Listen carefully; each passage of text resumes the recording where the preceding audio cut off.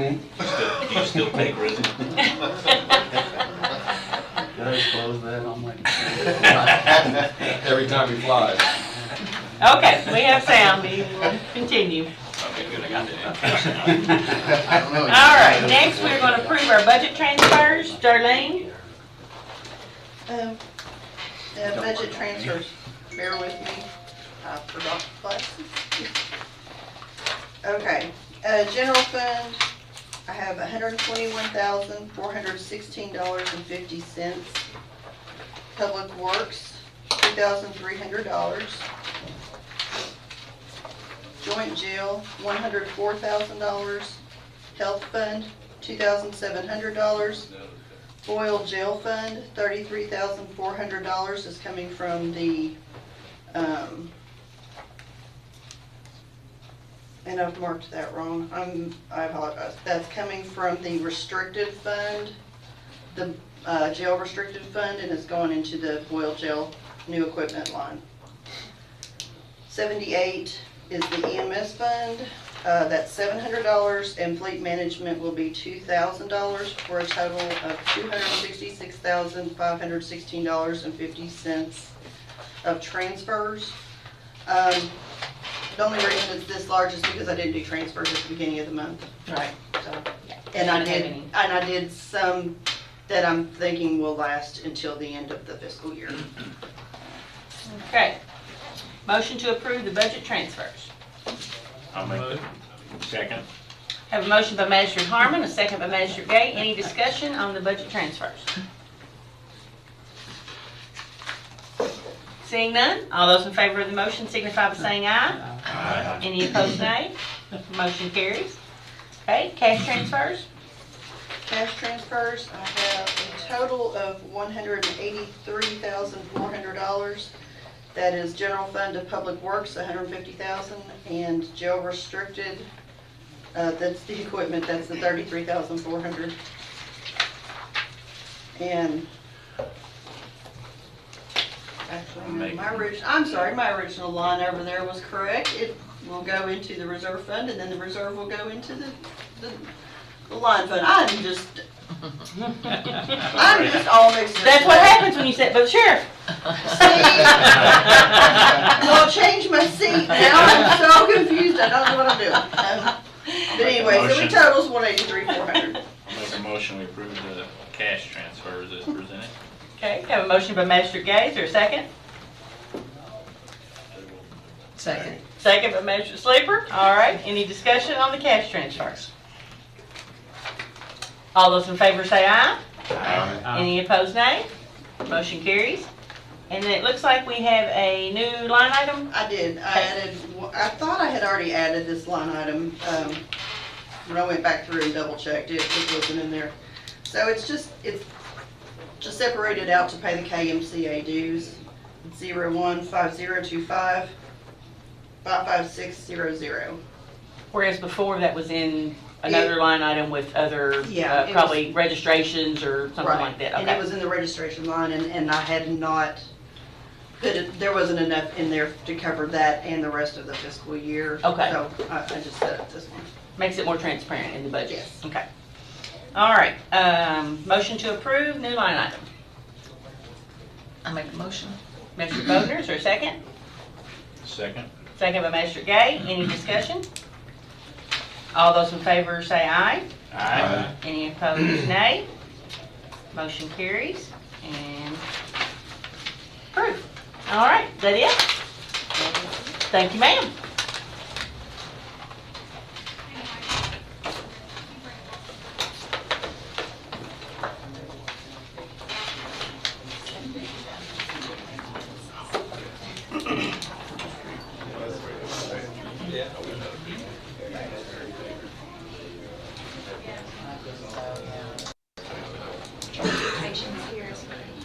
Okay, we're going to need copies of the papers, if you can make a packet for everybody, please. Come on in, welcome, Woodlawn. Yeah, awesome. Yeah, y'all can just stand right there, or come on around and make a semicircle here. Oh, or you can go over there. I'm gonna go sit over here. You don't need me. Not for a minute, no. The parents are getting out of the way. For Are you just all a second. seniors? All right. Come on in, come on in. Hey.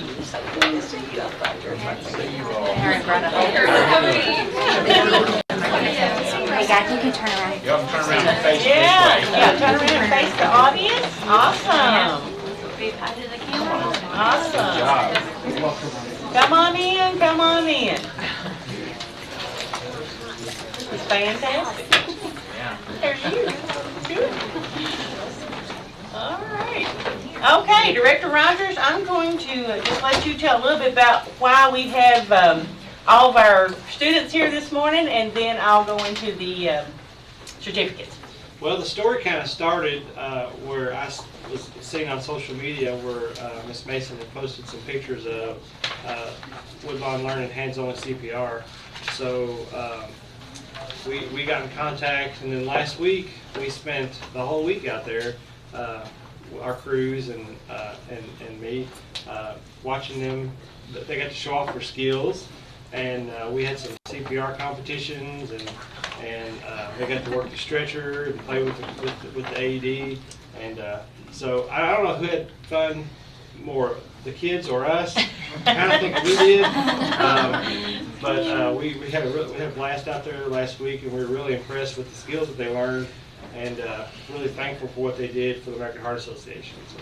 All right. Can we start off by letting them tell their names, who they are? Okay. My name is Bill Mason. My name is Asbury. Go ahead, Peyton. Katie Asbury. Share your name. And This is Dean Marcy. All right. Alice Wentz. My name is Joshua Moss. My name is Arabella Bennett. My name is Lucy Davis. My name is Andy Sexton. My name is Andrew Grant. All right. Well, congratulations. Did you all learn a lot? Huh? Did you learn how to do CPR? Yeah? You think you can help someone? I think Director Rogers ought to drop down and let them demonstrate.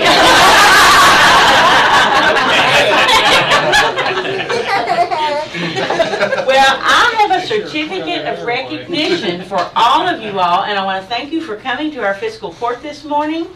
I'm going to present this to the Woodlawn Elementary School Physical Education in recognition of outstanding effort in raising $20,080.13 for the American Heart Association Kids Heart Challenge. And I think you all deserve a big round of applause.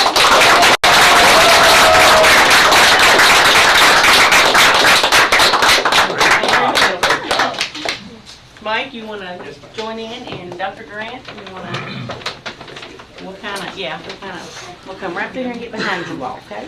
And you stand right in front of me. There you go. And you two hold the certificate, okay? There you go. $20,000, that's awesome. That is Get this awesome. way, Peyton. There we go. Now, we'll just pause.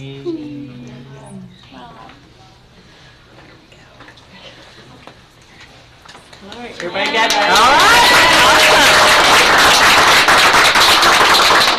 Then we have another certificate, and this certificate goes to Whitney Mason, who is the physical education teacher at Woodlawn Elementary for teaching hands-only CPR to all the kids and raising over $20,000 for the Kids Heart Challenge. Your dedication to educating young minds about life-saving skills is truly amazing. Hands-only CPR is a crucial skill that can significantly increase cardiac arrest survival rates, and your efforts will undoubtedly help us to move closer to achieving our goals for Boyle County. Thank you for making a difference in the lives of so many.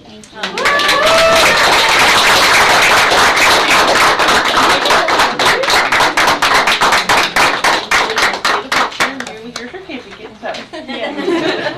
We'll do it this way. Just do it real tight shot there. All right. So thank you all very much. I am proud of you all for learning CPR, because you never know when there might be some time that you're going to have to use what you've learned. So that's excellent. Yeah, and thank you for being a wonderful teacher. Thank you so much. Thank you. Yeah. And thank you, parents and grandparents and whoever for coming. Thank you for having us all here.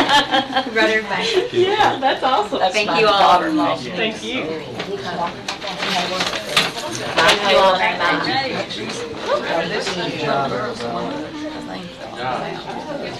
Thanks for coming. Good to see you. Yeah. Thank you. Thank you guys for having us. You all have a great day. Thank you too. Learn a lot in school.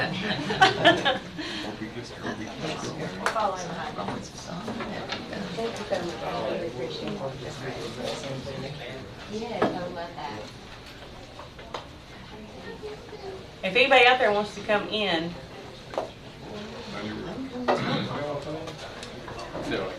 we got plenty of empty seats now. It's more fun sitting out there in the hall. You're wondering how talkative Tom is. Much more fun.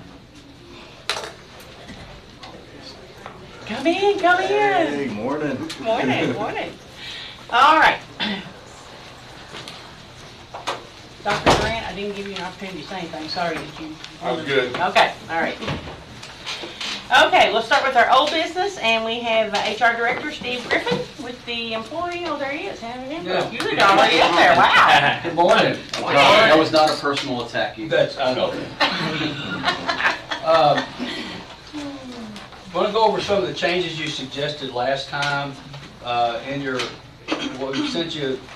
This is not what a good color to use, but I've left the red marks, or the red letters in the, someone made the red letter edition,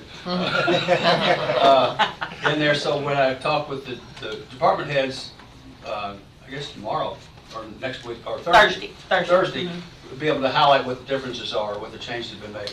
What I've also highlighted in there is the suggestions you all made the last time we met, and that's in purple, or green, excuse me, it's in green, which isn't a good color, but at least we can, the first change that that was made is on page 22 from your suggestion, and that's in the under reasonable suspicion, third line down.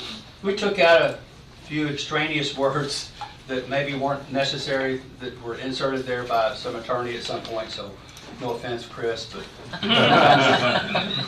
it wasn't, he didn't insert them, okay, so, and we just reworded that third line there under reasonable suspicion, just took out a couple words. It means the same thing, it's just a little bit easier to understand, I think. Next change would be on page 34. Under the compensation policy, under pay plan, and we've added in the second to the last line, pending satisfactory performance. Just inserted that. It's not automatic. If I'm deficient, then we shouldn't be getting an increase in pay. Good. In page 36, that was number 12, at the top of the page, number 12. We made the change for exempt employees and their accumulation of compensatory time. Which page? I'm sorry, page 36. Okay. And you inserted that. And we're okay with the two changes on 35, 35. on number 4 and number 7. Those were already in there before Right. we approved. Yeah. Okay. That's right, you're colorblind, I'm sorry. On page 38,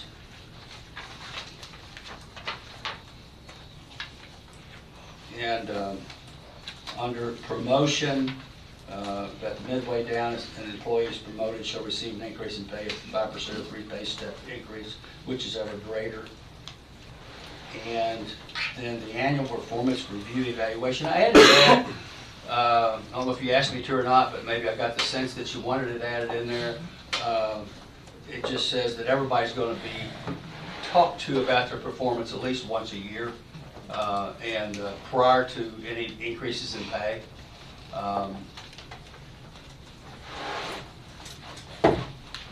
It looks good, thank you.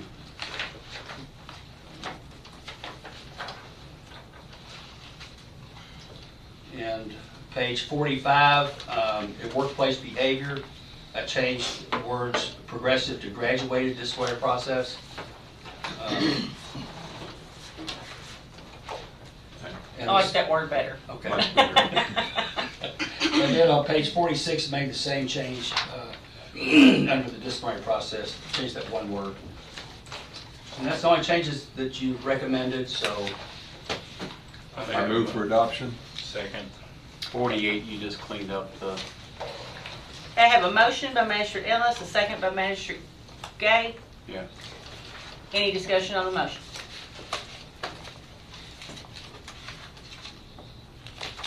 What was your question, No, Magistrate? I just saw on 48, just cleaned up the dates Okay. there as well. Yes, yes, I did fix that, sorry. No worries. To make sure we know we're all approving.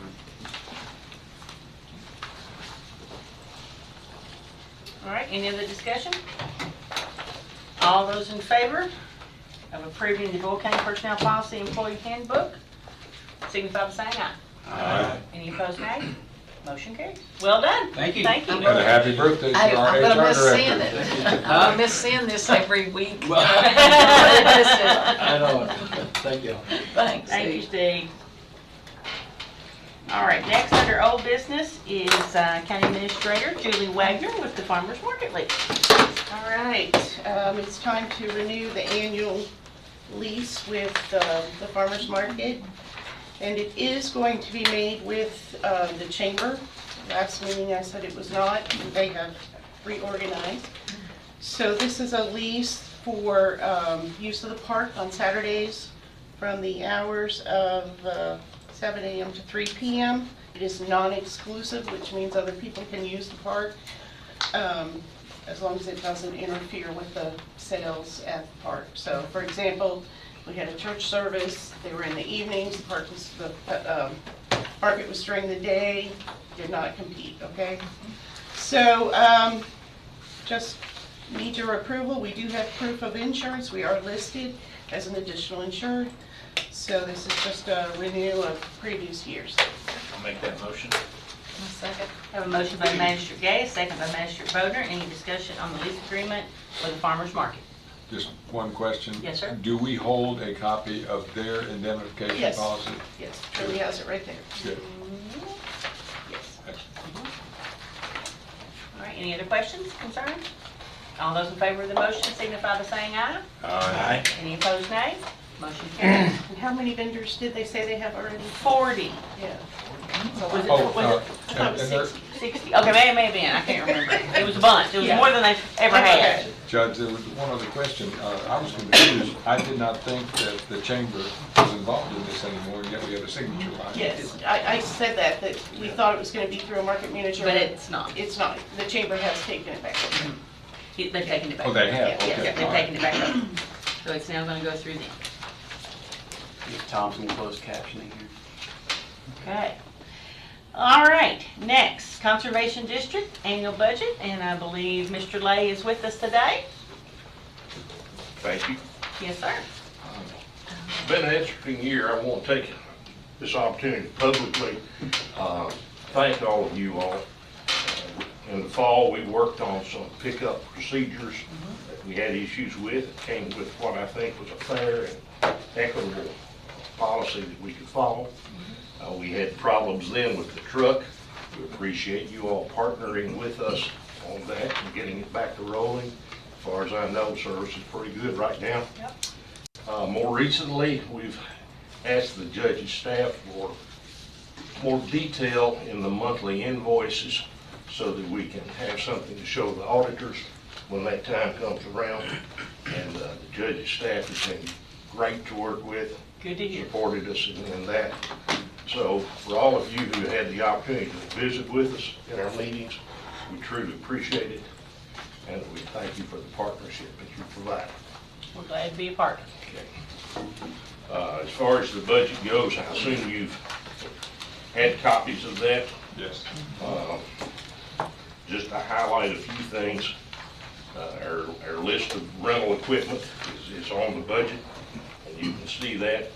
I think some of you are already aware that there was a national push to address the Mississippi hydroxy problem, the dead zone at the end of the Mississippi River. And every state that had watersheds emptying into the Mississippi River got so much national money. Kentucky got $60,000, and rather than spread it insignificantly among different counties, they said, where can we go with that much money one time? And we were chosen to get that money. Wonderful. It's kind of a dubious honor because it went to a district that had a dirty water problem to start with. And we all know the problems that we've had in the eastern end of the county. So we're addressing that. We had 42 applications come in. We thought the 60,000 would fund 40 of those. We had enough in reserve to go ahead and approve all 42. Awesome. That's great. Great news. I don't know what else I can tell you today. I think things are going well. Those that visited realize we need a little more space out there, and we're trying to work on that. Expand our work area a little bit. We could sympathize with you. Yeah. You all had a great tree distribution. Had a great tree distribution too. Tree season, yes. yeah, that was awesome. And we have a very popular tree rebate program for people in, well, not just town, but all over. If you want to put one in your yard, we'll pay for half. Yeah, yeah. Right. All right. So with that, we are requesting continuation of the penny per hundred rate that we've had for the last 8 or 9 years. So move. Second. All right, we have a motion and a second to approve the annual budget and the 1 cent rate for the Boyle County Conservation District. Any discussion? Appreciate what you do. Yeah. Thank you. All right, all those in favor of the motion signify by saying aye. Aye. Any opposed, nay? Motion carries. When does Conservation District meet, if anybody would like to come and... Tonight at 7 o'clock. Okay, ask and you shall receive. We meet the 4th Tuesday Fourth Tuesday, of okay. every month, at 7 o'clock in the summer, 6:30 in the winter. You're always welcome. Fourth Tuesday at 7. Okay, thank you, Mr. Lay. Appreciate you being here. All right, next is our new Center Works Director, Jenn Gander. Welcome. Hi, good morning, everybody. Good morning. Thank you, Judge, for having me this morning. I don't want to take up too much of your time. Just really wanted to introduce myself. So, I'm Dr. Jenn Gander. I am the newly appointed Day 9 Director of Center Works. Some of you all may remember me growing up in this community. I sincerely apologize. My family and I just moved back from Atlanta. We've been there for about 10 years. I've been away for about 20, so I'm getting caught up. But really, the idea of Center Works, we're relaunching this idea in partnership, obviously, with Center College, who's sponsoring this. Our space, as many of you all know, is right as the 3rd floor in the old Hub building. But it really is to try and continue to grow this partnership between Danville, Boyle County, and Center College. I think there's been a lot of good things happening between that partnership. And I'm really just here to help add more sweat equity, honestly, to all of that. And so our goal, we're still kind of developing our goal and vision for the place, but it really is to try and link faculty and staff and Center College students and all the energy that they bring to all of the great projects that are going on around the Danville, Boyle County and surrounding areas. So feel free to reach out to me. I'll be hanging out throughout the meeting, and I'm happy to provide my contact information and follow up with conversations. So Very good. Thank you all for having. Does anyone have any questions right now? I'd just like to make a comment. I'm looking around the room and I see several folks here who are passionate about historic preservation and the history of this community. And very few people in this entire community know why Constitution Square is there and who orchestrated through the Kentucky Constitution way back in the late 1700s. So that's an area of emphasis that I think ought to start with 3rd graders, because the curriculum of our school system statewide has just basically walked away from history. Okay, well noted. Thank you, Mr. Ellis. All right. So you're still working on developing how CenterWorks is going to operate moving forward? Is that what I'm Correct. hearing you Yeah. say? Yeah, I mean, we've got our larger vision, but in terms of kind of the day-to-day operations, we're still kind of feeling that out some. But I mean, that means we're open to suggestions. Well, one of the things that CenterWorks was involved in the past, and it's a big hole in our community, is our small business growth and development. And I'm curious if you're going to work to fill that void, or if that's still going to be a hole that we need to find other ways to fill. I definitely feel like CenterWorks can play a role in some of that. I do know, from the history that I've heard of CenterWorks when it was launched in 2020, it did have a pretty primary focus on entrepreneurship. That is not kind of my background and training, so I'm a public health researcher. I'm an epidemiologist, but I'm more of a community engagement, community advocate. But I do completely agree with you, Mr. Gate, that is very important, and I've already been meeting with Develop Danville, with the Chamber. We're already having kind of conversations.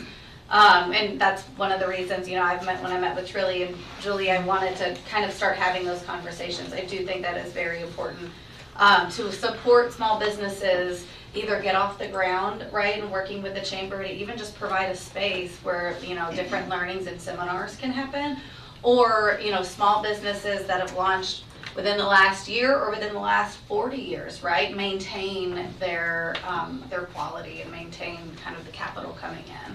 That's just as important. I've also been meeting, yesterday I met with Allie Huff down at Main Street Parable, so it's not just necessarily the Danville area that we're focused on, and happy to, the way I'm kind of doing these meetings is just, meeting with very interested individuals, passionate individuals, hearing their suggestions on who I else need to meet with. Thank you for meeting with Allie. I have that small blue area up there on the. Okay. She was wonderful. And again, these are, we're just getting the ball rolling with conversations, but I do think that is a very important part. That will be one of the very important parts that we continue on with CenterWorks, with this kind of relaunch. Okay, I'm sure Magistrate Bodner can put you in contact with some people in her district as well. She's working with a group now to work on economic development and get things rolling over there, so I'm sure she can give you some names. Happy to add more to everyone's plate that's sitting at this table, yes. Well, thank you for being here. We appreciate it. Could you get your email address to all of us? I will, yes, I will do that. Thank you all. Thank you. All right, next is our CVB Treasurer, Tim Montgomery, and Executive Director, Kendall Clinton, with a CVB update. You come up again. Hello, everyone. I'm here to just give you a quarterly update. Our cash balance is right at $194,000, down from over $300,000 this time last year. And most of that's the ARPA money that we've been spending. Our revenues now, in April, they're just about where they should be. Prior to that, we were down about $30,000, and thanks to Chris Heron and Julie Wagner, they wrote some love letters, and people read them and came into compliance. I think we're a little down on that. But our revenue, our budgeted revenue is right on target now. Our short-term rentals are up a little bit, and it's a small piece of the pie, but it's still an important piece of the pie. And I think everybody may remember the state passed a law a year or so ago, and the bigger Airbnb type organizations aren't in compliance, so there's a lawsuit going on. We've also engaged an outfit that is trained to identify some of these smaller Airbnb, not Airbnb, but that type of stuff that's out in the community, to foster that compliance as well. But with what we've done already, that revenue stream is up a little bit.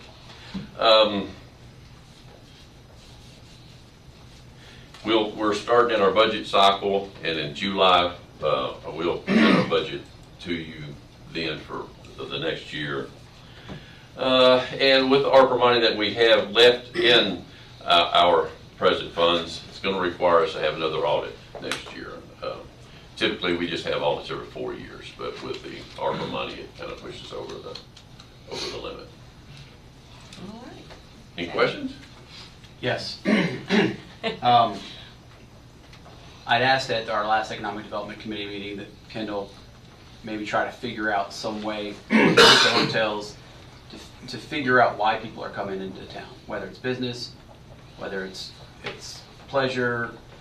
Primarily, all our hotels are in Danville, but that's not everybody who's coming here just to be in Danville. It happens to be where the hotels are. I'm more interested to see what the other cities in the county are contributing to those hotel dollars. And so I really do want to see some sort of something from the Visitors Bureau to figure out.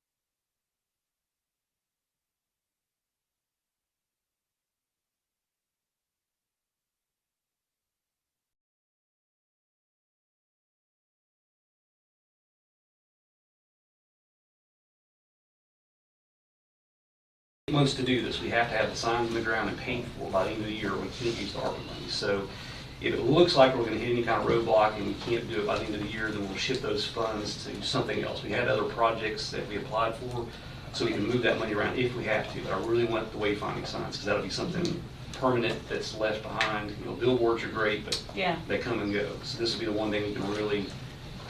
We do not want to lose that. Judge Bottom and I are very close with the folks at DOT, so no impediments, 8 months and done. Okay. Please, if you run into any roadblocks, contact the judge and me. And that's why we're using John, because I know, you know, they specialize in this. They know how to put this together. But I know the bureaucrats in Frankfurt. Yeah, so hopefully we'll get that person. Kendall, we need to pause 1 second. Apparently we're having technical difficulties. We are up now. Oh, well, proceed. Okay. There's a program through the State Department of Tourism that I've been trying to get the word out about that a lot of people don't know about. It's called the Kentucky Tourism Incentive Development Program. And this is a program, so if you're going to build something in the county that has a tourism element to it, and there's a lot of criteria that you have to meet to be able to access these funds, but if you're going to build a tourism, you're probably talking about the there's thresholds you have to meet at the minimum investment, but you can get up to 30% back on these investments if you go talk to the tourism department before you make the announcement, before you start digging dirt, and they can tell you whether it's eligible or not. And even though there are stated criteria in there that you have to meet, they are willing to try to accommodate projects that may, you know, kind of be on the fringe a little bit. So I've had 2 Zoom calls with local developments that were interested in finding out about this, and I've shared this information with some others. But if there's any potential industry coming, distilleries, before they announce that we're building a visitor center or we're going to have some sort of attraction, if they can get with us, we can get with the State Department of Tourism, and we can look at this program and see, you know, whether they would be eligible for this or not. Is JJ aware of this? Yeah, I brought this up at the DDCDC meeting recently. Okay. And I brought it to see. I was on Zoom and I couldn't hear very well. So. Okay, yeah. So anyway, it's quite lucrative. It's 30%. So you know, if you got a $10 million project, that's $3 million. Yeah. So, Yeah. Also, the Kentucky Department of Tourism is coming here in a couple weeks to do some filming on Main Street and at the Glass Museum. They're going to use this video to promote Kentucky as a whole, but they'll be focusing in on downtown. So they'll be here about 4 hours on May 2nd. And I need some volunteers, so if anybody wants to come be a model, you don't have to speak, we just need people to walk around or meet the museum. Lahana has already, she was the first one to jump forward and say she would do it. She's gonna have one other person, but I need about 3 people at each location. So if you all know of anybody that would be a good model that didn't mind contributing a couple hours. Will they also come to Constitution Square and maybe the battlefield? No, they're only focusing on Glass Museum and Main Street. That's what they said they wanted to do. Well, which I'll bring them. Constitution Square is at the other end of Main Street. Yeah, I'll take them down there if they want to go. But they had certain things in mind. Persuade them. And you all, I'm sure, remember me talking about the Joyride campaign, the bluegrass reading campaign that we got $1 million to do. We still got $500,000 left to spend on this campaign by the end of this year. But recently, the work that's already been done, including the video that had Mike Wolf in it, won 4 Addy Awards, the advertising awards, 2 gold and 2 silver. That's awesome. So yeah, that's nice to be recognized for that.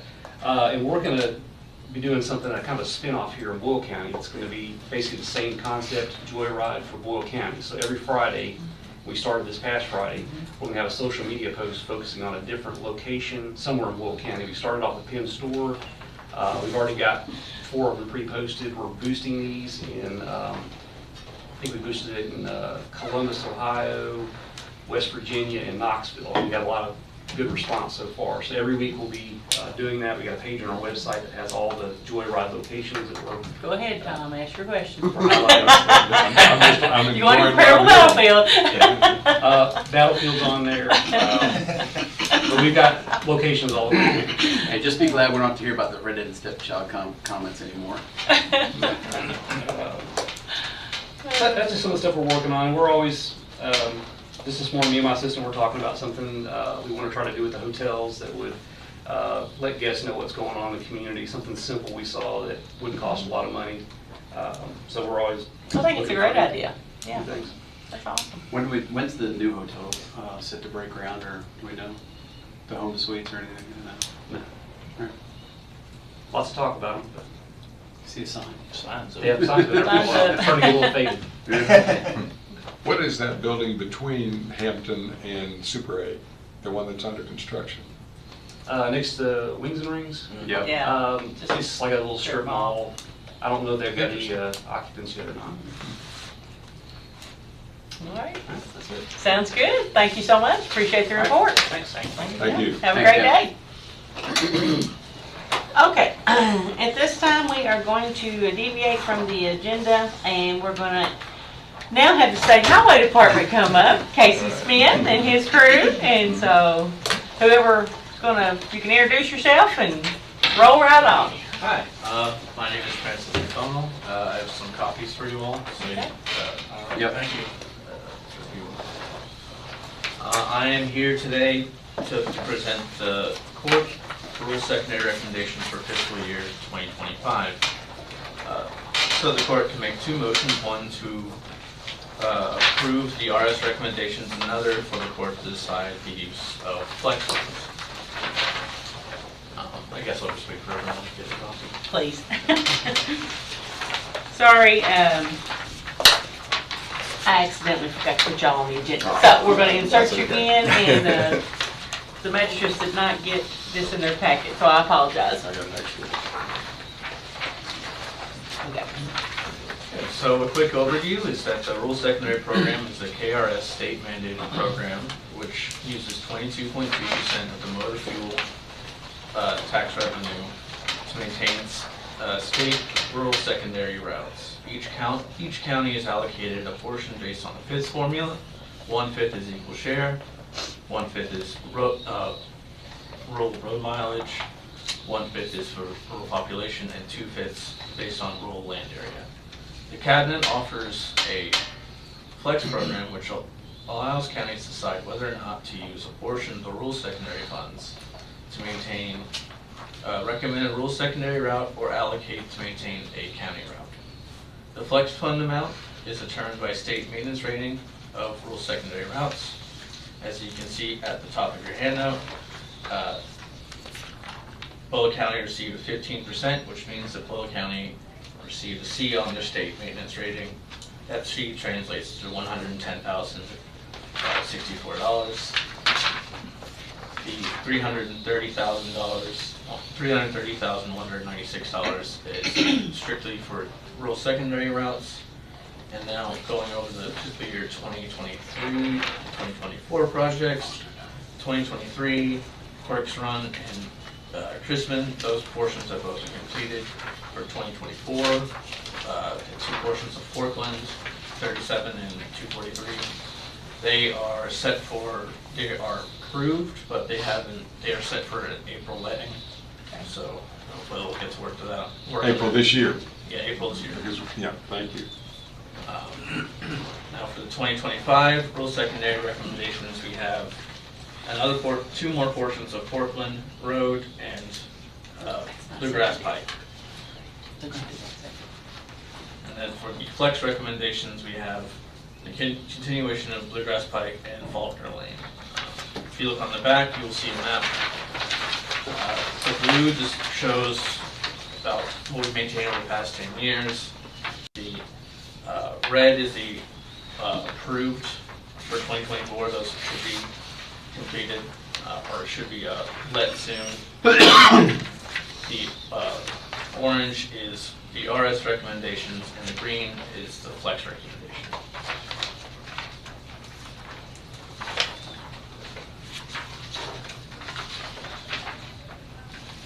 I move on the second issue of the flex fund allocations. To approve the rural secondary road Correct. flex funds. Okay, we gotta make 2 motions. To approve the rural secondary road program as presented, correct? Yeah. Okay. So let's get a motion for So that. Okay, have a motion by Manager Ellis. Is there a second? Second that. Thank you. Second by Manager Gander. All right, open for discussion. I'm waiting on you all to. What about all your city roads? Any discussion on that motion? All right, all those in favor of the motion signify by saying aye. Aye. Any opposed, nay. Okay, the next motion will be to approve the flex funds. And those are the green diamond. Make a motion, we approve. Have a motion by Magistrate Second. Cullen, second by Magistrate Ellis. Any discussion on those rates? Or those funds? Okay, all those in favor of the motion signify by saying aye. Aye. Any opposed, nay? Motion carries. Thank you. All right. Anything else we need to know? I could give a little update on Yes, the please. highway plan, or Yes, if you have any please. questions. Okay. Yes, we'd love to have an update. Talk 52. Let's talk 150. Yeah, well, that's coming actually. As many of you probably already know, Kentucky 52, going out from US 150 out to the county line, there is a highway safety improvement project along with the resurfacing that will coincide with it. That has been awarded to construction. I believe it was in the October-November letting. We do expect that project to be completed by, I believe, October of this year. So what corrections they're going to be making out there is going to be, well, other than resurfacing, they'll be replacing the signage out there, striping, also providing some shoulders, as well as fixing some of the super elevation or what is banking of the roadway on some of the sharper curves along Kentucky 52. Now, you'll probably notice House Bill 266, which was the bill that is the biennial highway plan, has just been signed by the governor, I believe, on the 9th. So, so that House bill has been approved. They have sent that back over to Program Management with the Transportation Cabinet in order to put together the 6-year highway plan, which we should see probably in the next month or so. We do have some over-programming of the state-funded projects, so we're going to have to go through that list on that bill to kind of reconcile what was on that highway plan so we could prioritize what state-funded projects are on there. Now, the federal funded projects are pretty good because the federal government does mandate that we remain fiscally constrained as far as budgeting projects on the highway plan. So, so the federal projects are pretty good. We do have quite a few resurfacing projects happening in Boyle County. The Kentucky 52, which I mentioned, was on there. There's also Kentucky 34 from Stony Point Road out to the Harrington Lake Bridge. That was also awarded to construction. We anticipate completion of that by the end of September. It'll just go right up to the Harrington Lake Bridge. Won't include much work on Harrington Lake Bridge. There's also another project, I believe we have it scheduled to be completed in June of this year, Shakertown Road, Kentucky 33, and that goes from Kentucky 2168 headed north up to the county line. And then, of course, we have just recently completed some resurfacing around the southern Danville bypass, which included the median U-turn intersection there at US 150 in the bypass. But it's completed, so we are hearing some comments on that. We are taking them. It's good for us to learn from the experiences of the local community. But you have several of those throughout the state that you've implemented, correct? This wasn't just a one-off kind of like, hey, let's put this here. Wasn't, no. We've had a lot of success with the what's called the restricted U-turn intersection. What it does is it eliminates a lot of the conflict points at an intersection, thus reducing the number of collisions that happen, particularly the crossing conflict points, which is generally like your T-bones. They often have a more serious injury or fatal result. So we have had a lot of success with them. Out in District 4, we do have a corridor on US 31 where we've implemented several ARCAs along that corridor with great success. So it wasn't something that we were just trying out in Danville, but it has been something that's been. Do you ever come back and undo them? We have not yet, no. Do you want to be the first? City first. That's right, exactly. It's kind of like when Lexington implemented that little crossover thing there on Harrodsburg Road. People were not happy about that at all for a while, but it is a new concept, and when you start implementing things new to a community, it's a struggle to get buy-in. But well, what we've noticed is that it's throwing more traffic onto Ghost Pike, the little narrow road, because people don't like having to come out and do the U-turn, come back in. I get it. We have had some comments too with the aggregate company that's right over there. Some of the truck drivers are they've expressed some difficulties using that intersection, mostly to get up to speed and also having to make a U-turn in order to go the other direction. So we have been hearing comments from them on that. Couple issues. In our last meeting 2 weeks ago, we talked about, I believe it was Chrisman and Ghost Pike, Parksville, Cross Pike, and Burke's Run. We need a lower speed limit on those roads. And if you could look into that. Did you have any more in your district? Not speed limit wise. What's funny is 52 is 45, but Crispin Lane is 55. So figure that one out. So I think that would be the other way. And then of most importance in my district, because I'm getting, people from all over are expressing concerns that I think you're aware of, but you didn't mention it, from 127 to 150 split all the way to Perryville. I can't even begin to describe the difference between 150 there and when you hit the Washington County line. It's as smooth as silk once you hit the Washington County line, and it will jar your dentures between 127 and Perryville. I think y'all are aware of that. Well, he didn't mention it. That's one of those things where it's like it is on the list. It's just a matter of 127 from Drake's to the Lincoln County line is also being done this year. Okay, and that's confirmation that 127 to Perryville is being done this year. 127 to Lincoln County. 150 to... No, 150. We're trying to find the funds for 150. Well, we heard last week, or 2 weeks ago, that 150 from 127 all the way to Perryville. Well, we heard a rumor. And that can't be a rumor. Just drive out there today and you'll find out. Yeah, I know. Yeah. We need the funds. She drives it every day. We need the funds. What about 300? Anything on 300? It's got a lot of dips in the road where it looks like it's falling. It's bad. 300's got lots of problems. Start talking to people about the gas tax. It's the only way to more money's gonna fix our roads. That's been the struggle. So the RS program for 2024, it has been approved, but it's only April letting. Well, that's because we've been trying to get that project awarded. It was in the December letting, the bids came in high, it was rejected. Then we put it back to the February letting, too high, it just got rejected. We generally only have one bidder, actually, for the RS resurfacing program. We are hopeful that in April that will just, it'll get awarded, but that also is a burden onto the amount of funds that we'll have for next year. So the rural secondary program is a pot of money and allocation, and so if we do go under on our account balances, we're going to have to make it up for next year. It is a carry forward account, so it's going to remain a struggle, I think, for the foreseeable future. And if it exceeds that cost, then that means there's not going to be any money or flex money for the next year. Possibly. So the flex funds cannot go under zero.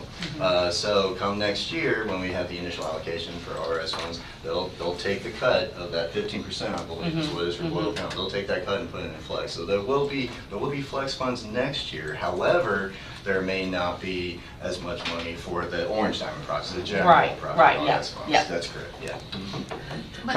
When 300 was paid, was that really, really thin layer? Was that an experimental layer, or it wasn't your normal, dip?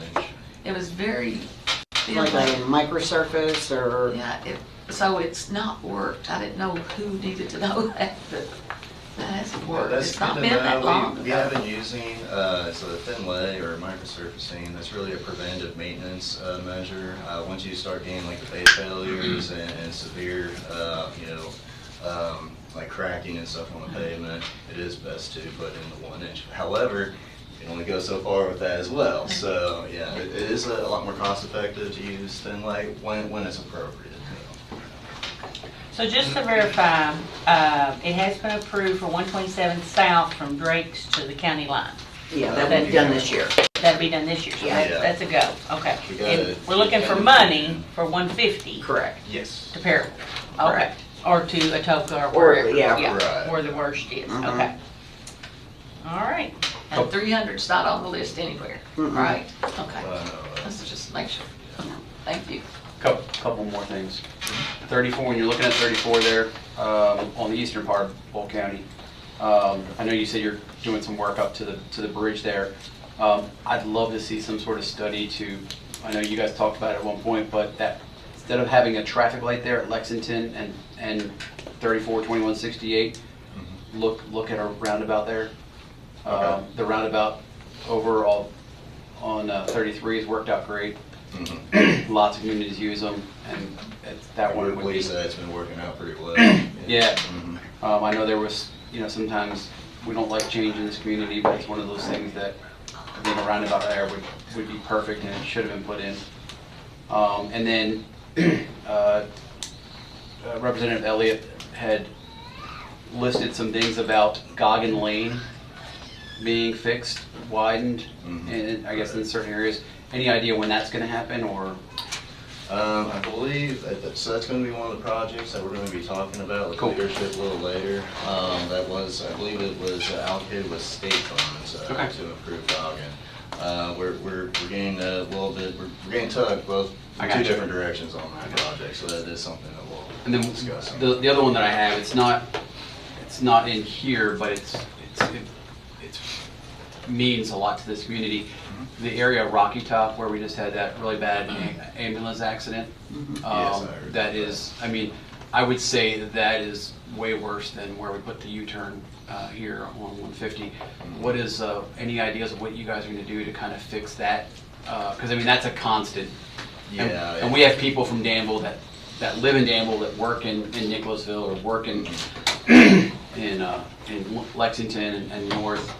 That concerns a lot of families in that area. And that has been some conversation that we've been having with Gary County. They were looking at putting in street lighting to make the intersection more visible. However, the news about that collision involving the ambulance did make it over to central office and the State Highway Engineer's office.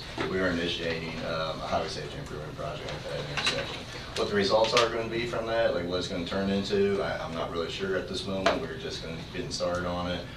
The Highway Safety Improvement Program has already obligated all of its funds for this fiscal year. It is a federal program, so come October, we'll have an idea of how much money we would be able to spend throughout the state. Generally, we get about $53 million a year, and that's supposed to be spread out throughout the entire state. But there is one project that the State Highway Engineer is really pushing our Highway Safety Improvement Program to look at and build something. All right, thank you. And I'll give my last speech on the gas tax. I'm not a tax person, but when that starts coming up again, make sure you reach out to our representatives and representatives across the state, because it's one of those taxes that you rarely ever see actually at the pump. It's on wholesale, but when we complain about roads not getting done, it's just because there's no funding for it. And so that's one of the number one ways we can fix roads is having that gas tax. It was lowered, 10 years ago, I think is what it was. And it should have never been lowered. It needs to be raised. At least brought back up to where it was, if not a little bit more. Well said, Magistrate Cullen. You won't see it unless you have more than 100 gallons go into your tank. We appreciate this. Yeah, well, we can't sit here and get mad at you about not doing roads and then not give you the funding to do it. That's so, what they do, exactly. Right, yeah. Yeah. You're going to come in here with like a little tip jar pretty soon. That's right. Those roads are going to beat your car up even more in the future. That's right, maybe possibly, yeah, and repair it. If we don't get that done. Well, thank you all for being here. Thank you for the report, the update, and thank you all. y'all have Appreciate anything it. else you'd like to? Do we have a signed copy? I just signed one. Okay. Thank you. Yes, sir. All right, thank you. All right. Y'all have a great day. Thank you. Yeah. To the court. Thanks so much. Thank you. On what Commissioner Cullen just mentioned, we actually, as a court, 3 or 4 years ago, when it was before the General Assembly, voted as a court in favor of that gas tax. But unfortunately, a very extraordinary long-term senator in Northern Kentucky lost his seat primarily because of that tax. And it was voted down, but he still lost his seat. And that's very unfortunate that when those of us who are against most taxes might put your seat in jeopardy by voting for something that's essential. Well, the nice thing is that the state's switching to more of a consumption tax, and that gas tax is very much just a consumption tax. You get a good majority of outside dollars from people that pass through Kentucky, while they're visiting, but also passing through, whether they're going from northern part of Ohio or whatever down into Tennessee or whatever. So it's the people that use the roads most is where it would affect them. Thank you both for your comments, and we do need to keep that on our radars when that comes back up again.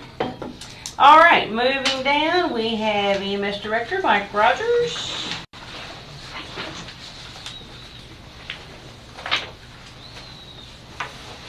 I think Elena has something she needs to do before. And we have Elena. Yeah, me again, sorry. I need to approve a bill for the Kentucky State Treasurer, and that's paying back House Bill 8. It was sent up here, but for some reason it didn't pull through AP. You'll get into your packet. I thought you said there were no. There were none, and now there is. You changed your mind. I changed my mind, I'm sorry. How much is it? It's $6,293 even. And this is something that we do every time we do bills. I'll make that motion. Second. Okay, have a motion by Magistrate Gay, second by Magistrate Bodner. Any discussion on the bill? All those in favor of the motion signify by saying aye. Aye. Any opposed, nay? Thanks, y'all. Motion passes. Appreciate it. Thank you. Thanks for catching that. Thanks. You gotta work through lunch now.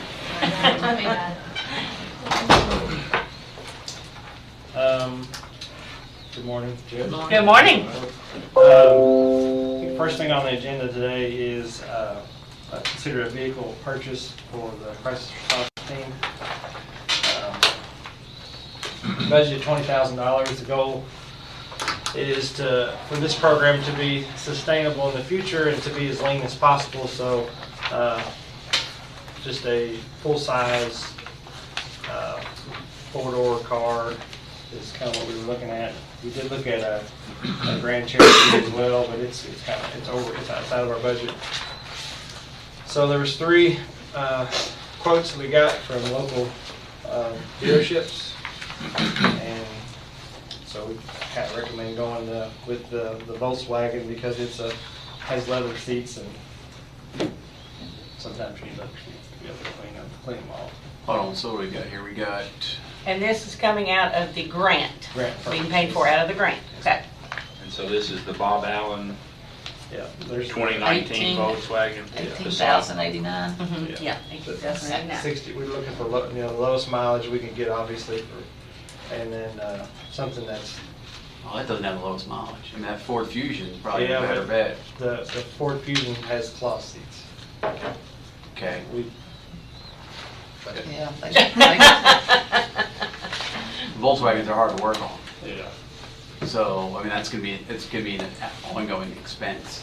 Yeah. For the Volkswagen. I mean, I understand the need for leather or whatever. Honestly, you could actually take that car up to Coach Craft and put leather seats in it for like $600. So if you really want leather, the Fusion is a couple $1,000s less. So that right there has got 20,000 less miles. I would be more inclined to go that route and then have it paid, have them put leather seats in it. It's pretty inexpensive. I mean, just so the math is, the Fusion is just like $100 or $200 maybe. See what I'm saying? Is that right? Hold on, 17. Yeah, it's not. Oh, sorry, I thought I saw 19. Oh, it's not the one. No, it's about $200 difference. Okay. Are all three four-wheel drive or front-wheel drive? They're cars. No, they're cars. You- Yeah, they're you- just front wheel drive too. And you're not concerned about that? I don't know. We need to- And regardless of which one is chosen, and I always mention this, can you get a reasonable cost on an extended warranty? It's, my opinion, I think it would save, having our own mechanic, it's cheaper just to do the fixes ourselves. Yep. Tom gets a kickback on the warranty. Right. No, he does. He sells them all. So I'm gonna make a motion that we go ahead and go with the Stewart Powell Ford Fusion and allow a little extra in there if we want to get leather seats, put leather seats in there, I don't care. But I think over that Volkswagen. Any thoughts in counter? My recommendation is Volkswagen, but it's up to you. Okay, I have a motion on the floor to approve the bid for, not a bid, but quote for the Ford Fusion. Is there a second? I'll second. Second by Mr. Ellis. In discussion. So what do you think about the Fusion? Is it not gonna meet the needs or? Well, I think they'll both meet the needs. It's just the leather seats and it just look like a better car, in my opinion. Ford Fusion, that's what Angie has, right? That's what her car is, I think. I'm not sure. So we bought a couple of them before, so. You can get some really nice seat covers like my dad's truck was cloth or whatever, and it was kind of tearing. But these are like vinyl seat covers. They're pretty inexpensive and they work out really good. The Ford Fusion is a 2020. It has 48,073 miles of cloth seats. The Volkswagen is a 2019. It has 64,991 miles and it has leather seats. So that's basically the difference in year, make, and model. So the seat's the only thing that makes you want to go with the... Was the Volkswagen a little bigger? It seemed like to me it was, but I mean, I'm not sure. I think they kind of belong the same. Yeah, they're it's not pretty similar. close. I think we'll be all right there. Do you need a little extra? I mean, do you want to get the seats done? It's up to you. I mean, honestly, if you really... honestly, there's really no 100% right answer. So. I mean... I would just go with what you get. Go with what we get, but if you want to call up to... I just have work done on one of my cars. Or put seat covers on them and Yeah, then whatever. you can always I mean, change those out and, I don't wanna, you know, it's not you know. too much. I'm kind of with Tom. I thought maybe a four-wheel drive vehicle would have been a good option, but especially, I mean, are you guys going to allow me to, I mean, Is Mark going to be using this? yeah. Okay. Well, yeah. This will be his car. This will be his car. And if we want to wait, It's coming out of the grant, right? We can look at other options. It's coming out of the grant? Right. Yes. So do you 20,000 want to wait is what's and budgeted. look at other options? It's What do you want? Mark, what do you want to do? No, in all seriousness, there are so many of these smaller vehicles that Do you want to look around and come back to us? It's up to you. at least you can look for front-wheel drive because. Well, these are front-wheel drive. Oh, okay, I asked that question. Yeah, the cars are front-wheel drive. Well, yeah, Volkswagen is too. I'm just more worried about, we've always kind of had the idea that not everybody's got a nice paved road that's going to run into a crisis situation. And so, if it's coming out of the grant, it's going to be a car that's going to last several years. What's the top end of your grant? 20,000. We budgeted 20,000. But I mean, we could move stuff around. That the grant realizes that, you know, we were looking prospectively at a 3-year budget that really is just kind of a template, real honestly. So This car will last you all 3 years, if not more. yeah, oh, for sure. Yeah, I think all of them will. Well, if it's not urgent, why don't we postpone and try to? Yeah, I'll withdraw my motion. I will draw. And ask that you go find a good, decent 4-wheel drive. Okay. Or, what do you guys have out there that's possible? I mean, I know you got Durangos. The big thing is we don't want to look like a police car. That's the big thing. That's my Yeah, only they want caveat. to We just don't want to look like, we don't want very- people to think law enforcement's pulling out. Right. So that's why we're looking for like a family type of car. I mean, Lexington Fire Department actually, they was able to secure a federal grant and got 2 minivans, which. You a minivan guy, Mark? I'm okay with it. I like it because they have third row seats too. Yeah. Just because if you have transport someone, you have someone behind that person, just in case. We'll get you some nice mutters on it if you want. But I mean, I'm good. We talked about this too, that the money's the biggest part. We would like an all-wheel drive or 4-wheel drive vehicle with some cargo space and stuff like that. We're kind of limited.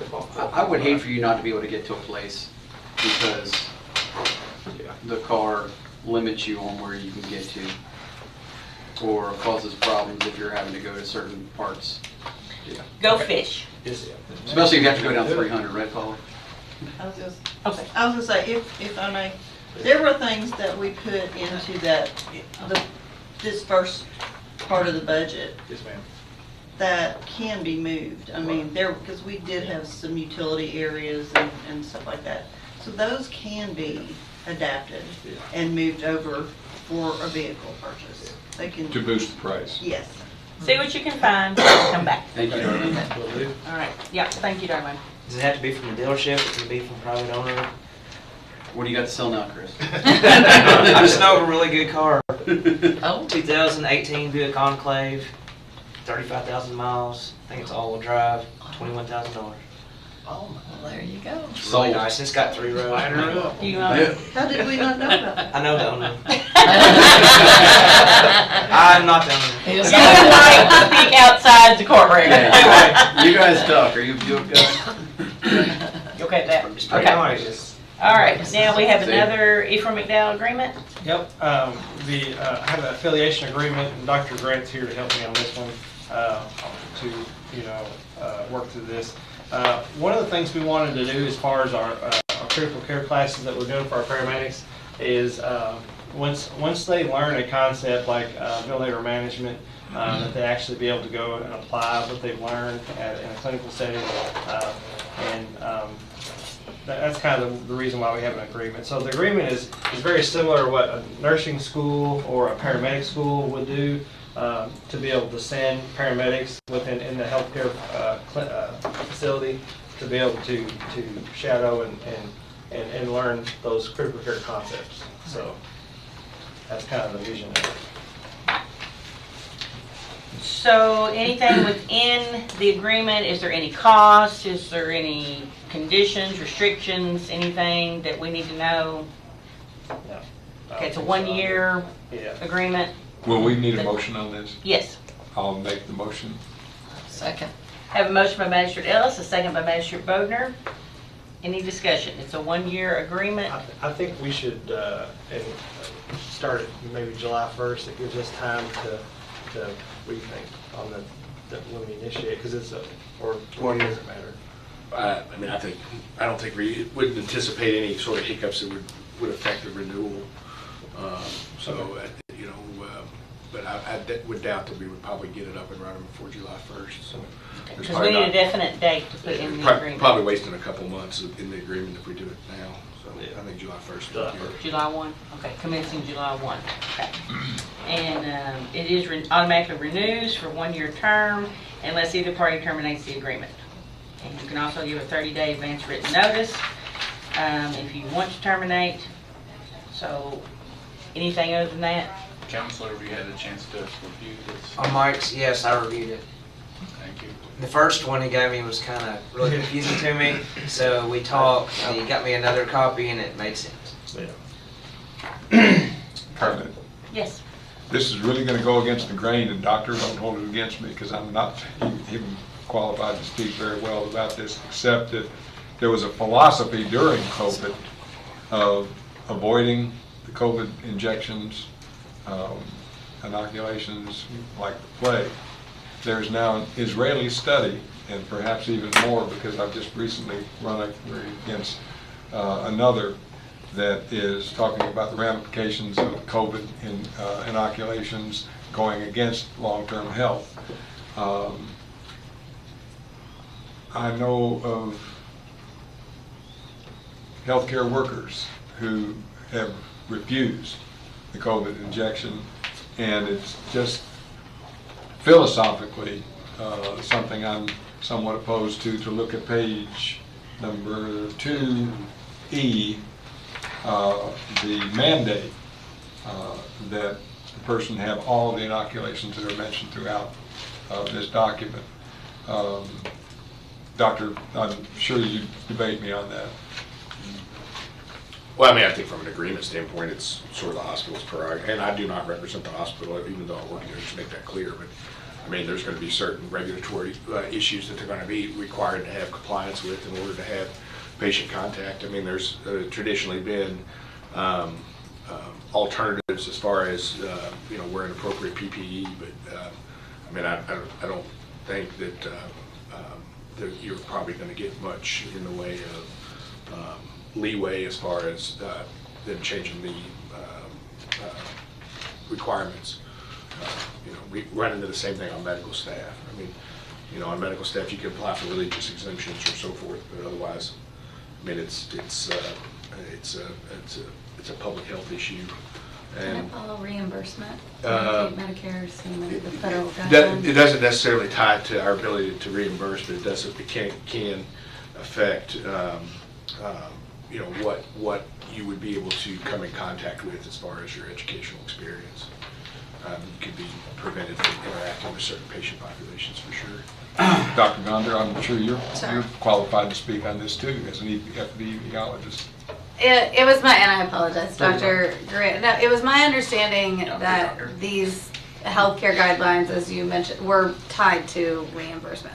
They were just part of the federal government mandate that rolled out during COVID, and I'll let Ephraim speak to it. I mean, I think all hospitals and clinics had to comply to it. Yeah, I mean, there's JCO regulations, federal regulations. Liability issues. I think most paramedic schools are required to get into paramedic school, so I haven't checked with every paramedic that we have, but I'm pretty sure they all have it. I can't. So you don't foresee this being I an don't issue? feel like it's a problem. Call for question. Okay. All those in favor of the motion signify by saying aye. Aye. Any opposed, nay. I'd like to be recorded abstaining. Mr. Ellis abstains. Motion carries. From the shot or from the vote? Thank you very much. I just I have realized shots and I have some we have a rose between these things.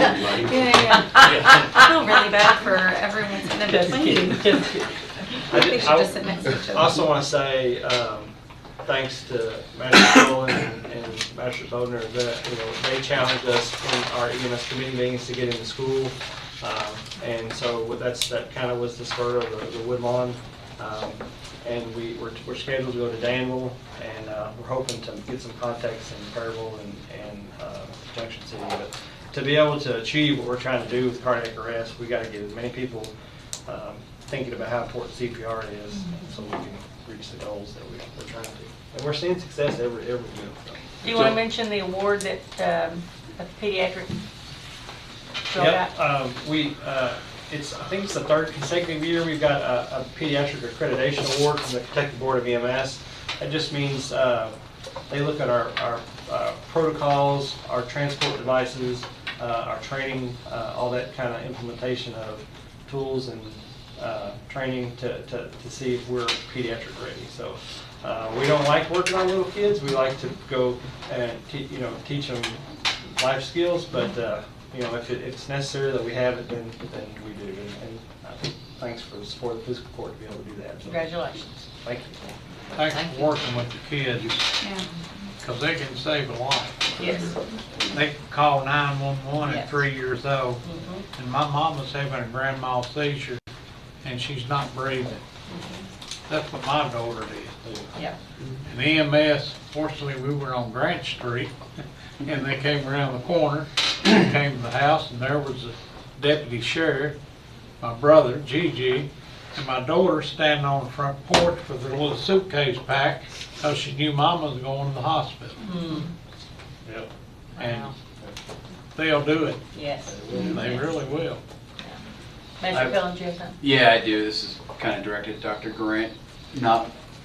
I know you don't speak for the hospital, but, and this is maybe an ask that we get together with Dan McKay to kind of figure out some stuff. I had a constituent who's also a dear friend, have her and her husband had to go to the ER the other night, and that little parking lot emergency section is full.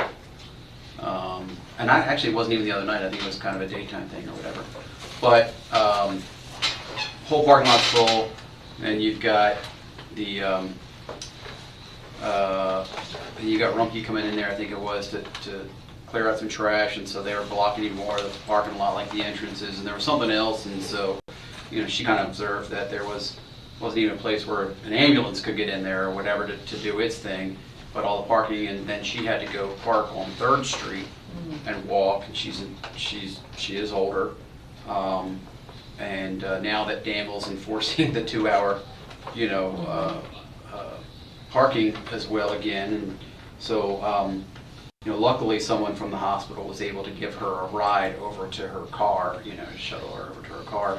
But say all that to ask, well, I know originally the hospital bought that land, what used to be KSD, and they were going to start some reconstruction to kind of alleviate some of these situations. Has there been any talk about anything to do with that land, or have they kind of moved a different way, or do we need to just get Dan McKay in here and let him answer all these questions? I definitely, you could reach out to Dan. I mean, there's we're very far advanced, and again, I'm not speaking for the hospital, just based on, I don't think any of this is a secret, but there's, the hospital is very far advanced currently in the process of engaging architects and construction companies to not only alleviate that problem, but for the community to see a major significant change in the hospital.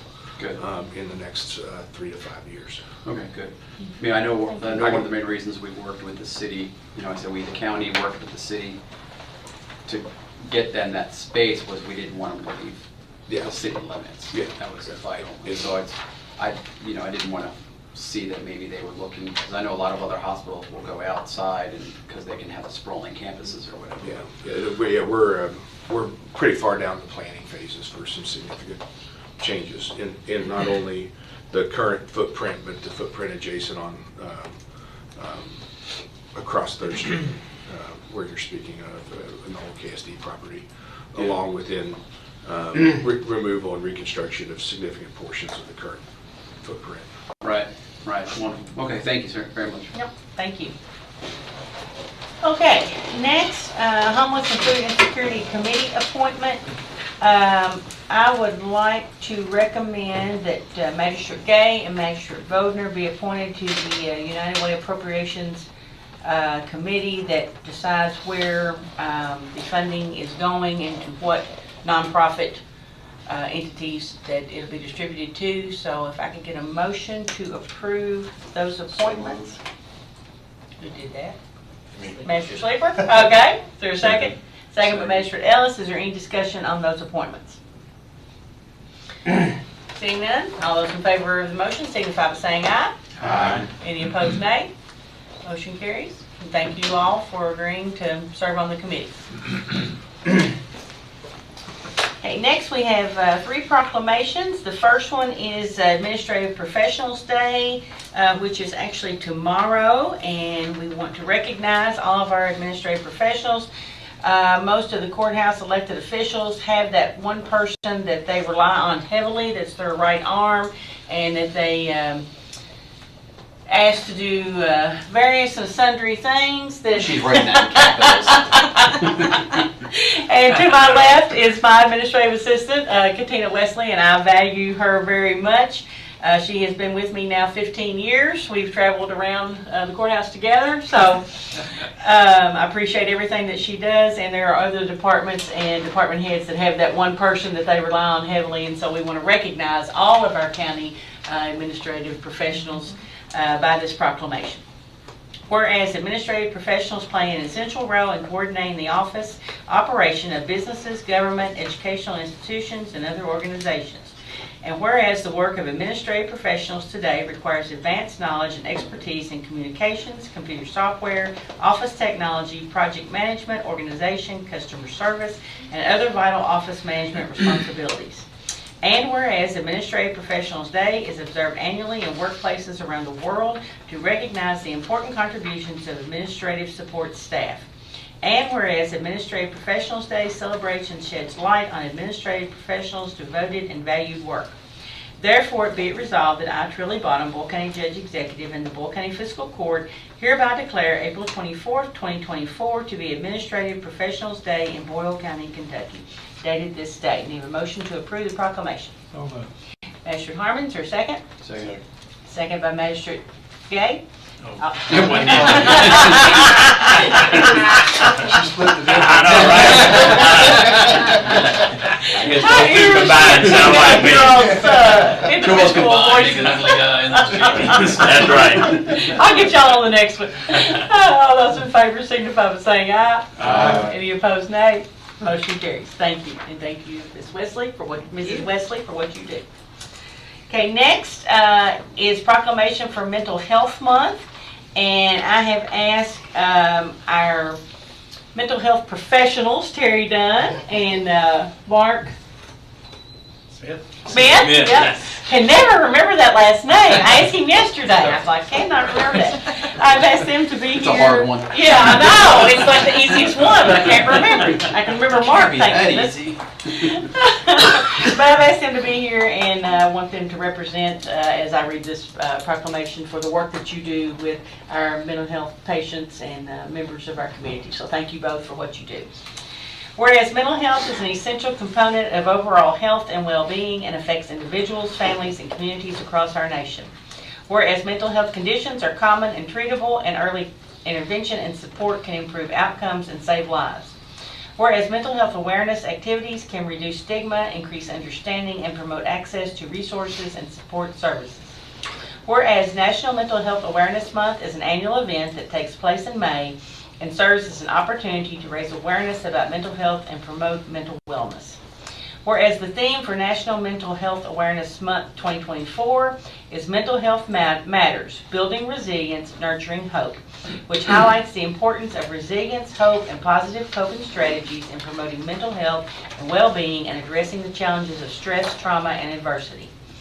Therefore, be it resolved that I, Trilly L. Bottom, Boyle County Judge Executive, and the Boyle County Fiscal Court do hereby proclaim May 2024 as Mental Health Awareness Month, and urge all citizens to participate in activities and events that promote mental health and wellness, and to support efforts to reduce stigma, increase access to care and support, and build resilient and supportive communities for all. Let us work together to promote mental health and well-being, and to ensure that every individual has the opportunity to live a healthy and fulfilling life. And it is next month, but we want to go ahead and recognize it today and let the public know that, you know, this is coming up. And I'm sure that EMS and you all will be doing something as far as social media to promote mental health awareness, and that we can all acknowledge that, you know, it is there, but we can help it. You Yeah. plug in that thing that we're doing next month? Yeah, I think it's May the 29th. Okay. There will be a mental health symposium. It is taking place at the library, public library. I'm not sure exact time. I can try to get that information. Yeah, but definitely we're partnering with Ephraim McDowell and kind of putting on this, and it's going to entail kind of what we're doing with our mental health, the grant we've gotten, of course what we're doing with substance abuse in the community, and of course harm reduction from our health department. Yes. They're all going to be kind of involved as well, so it'll be a great event. Yeah, it's something that affects us all in one way or the other, so really we all can help to make it better. Yeah. All right, there's a motion. Measure Gay. Second. Second by Measure Cullen. All those in favor signify by saying aye. Aye. Any opposed, nay? Motion carries.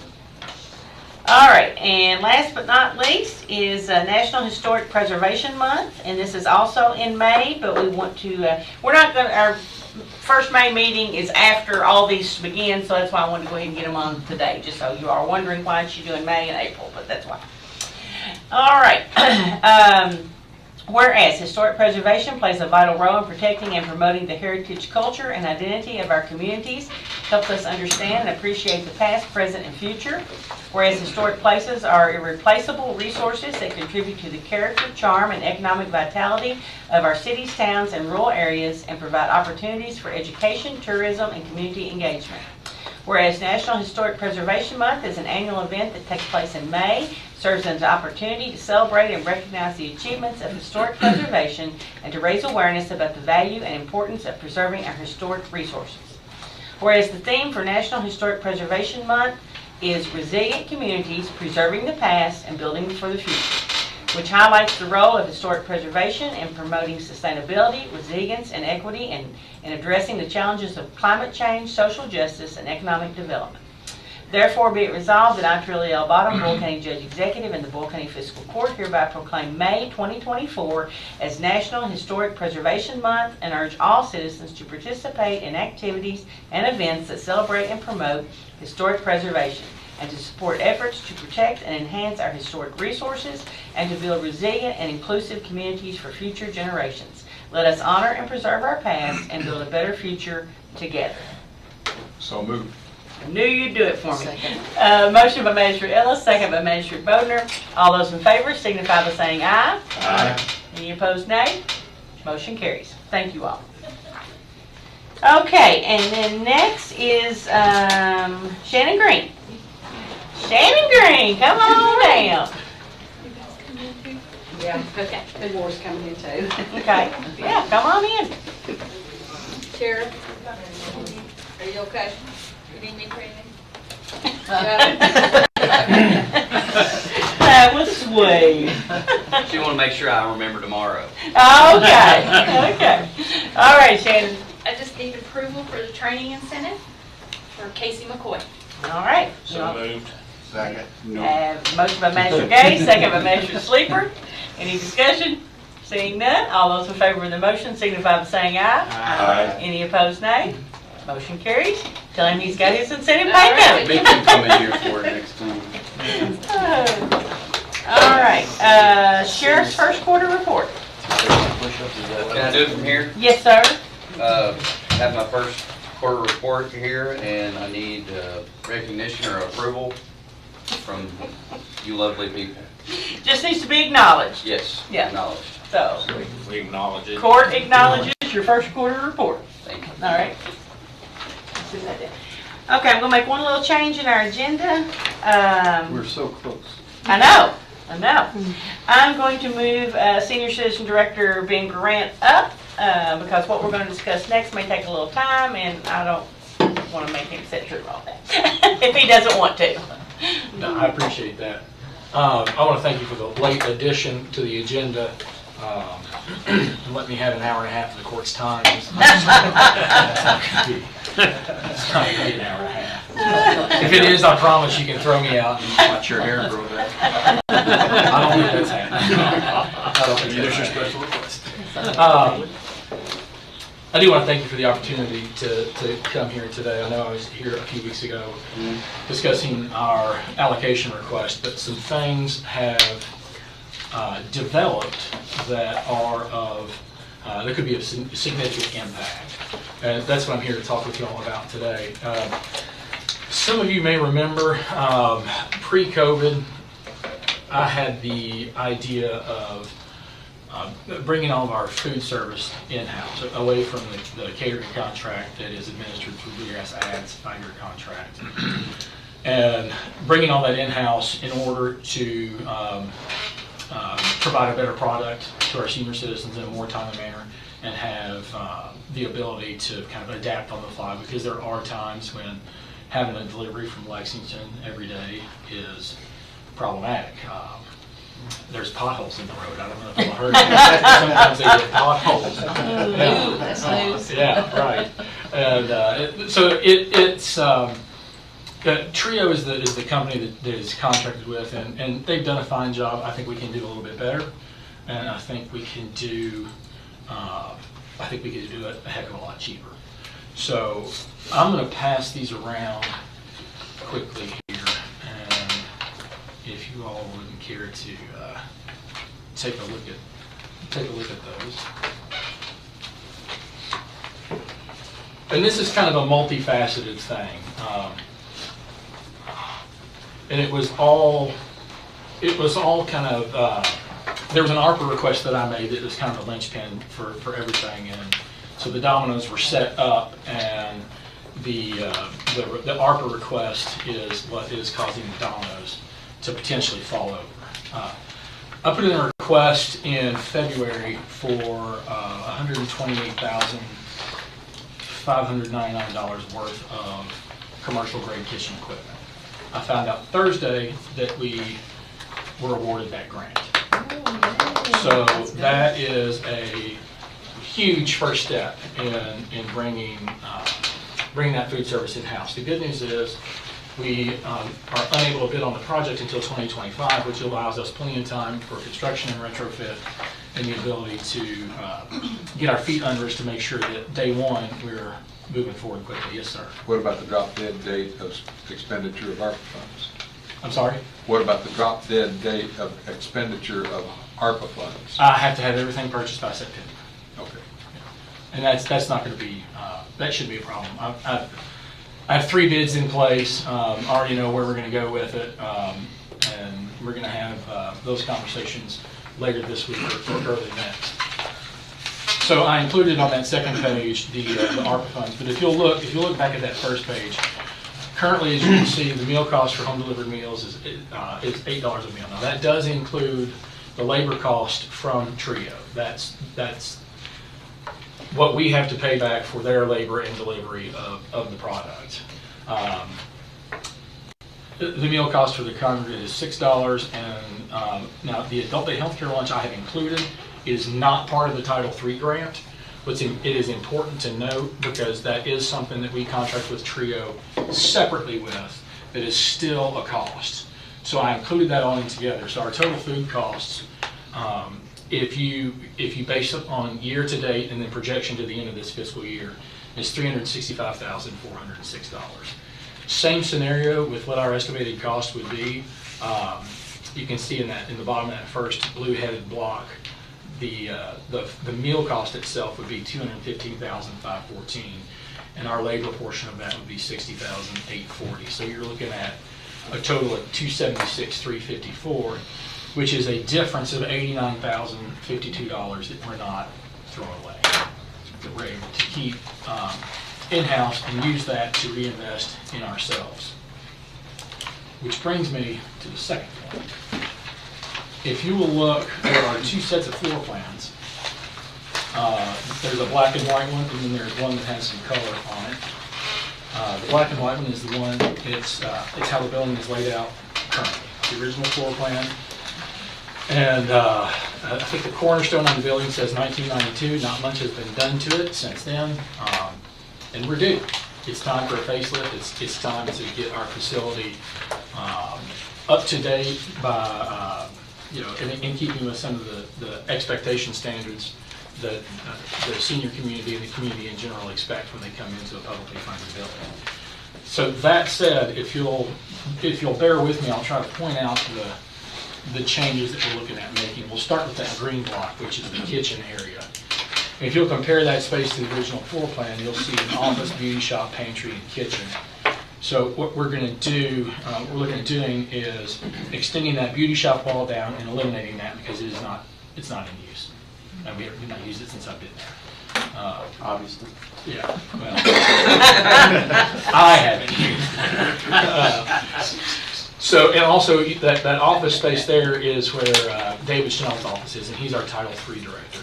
So if we add all that space together, we take his office in the pantry space and make one large pantry, and then the rest of that square footage nearly doubles the size of the kitchen to accommodate all the kitchen equipment and the extra storage and whatnot that we're going to need in order to make this work. So we would move, let's go to the purple block, we would move the Title III Director office to that corner right there by the lobby, combine the current exercise room and lounge into one exercise room. That would be about 12 by 31, I think is the dimensions on that, which would allow me to put 2 treadmills, a recumbent bike, a recumbent stepper, and I think 5 different circuit machines, which is a far cry better than what we have right now, which is broken down equipment and nobody using it. So this is a potential massive draw to the senior community, because what we can do if we have this facility, and sidebar, I've written a grant for that exercise equipment as well. I've not heard back from that just yet. I'm hoping to hear this week. But that's another $36,000, $38,000. I think that's included here as well down the road. But that is something that we could offer to our senior citizens of Boyle County for free. They could come in, use the exercise facility. We all know exercise is crucial to overall physical health and mental health as well. It also creates a situation where those that cannot afford to go to the Wellness Center or Planet Fitness have an opportunity to come in and get the exercise that they need, that their doctors maybe have recommended, that it's easy in, easy out, all on one level, parking's right there. And the third part of that exercise opportunity is it starts bringing seniors into the facility at an earlier age.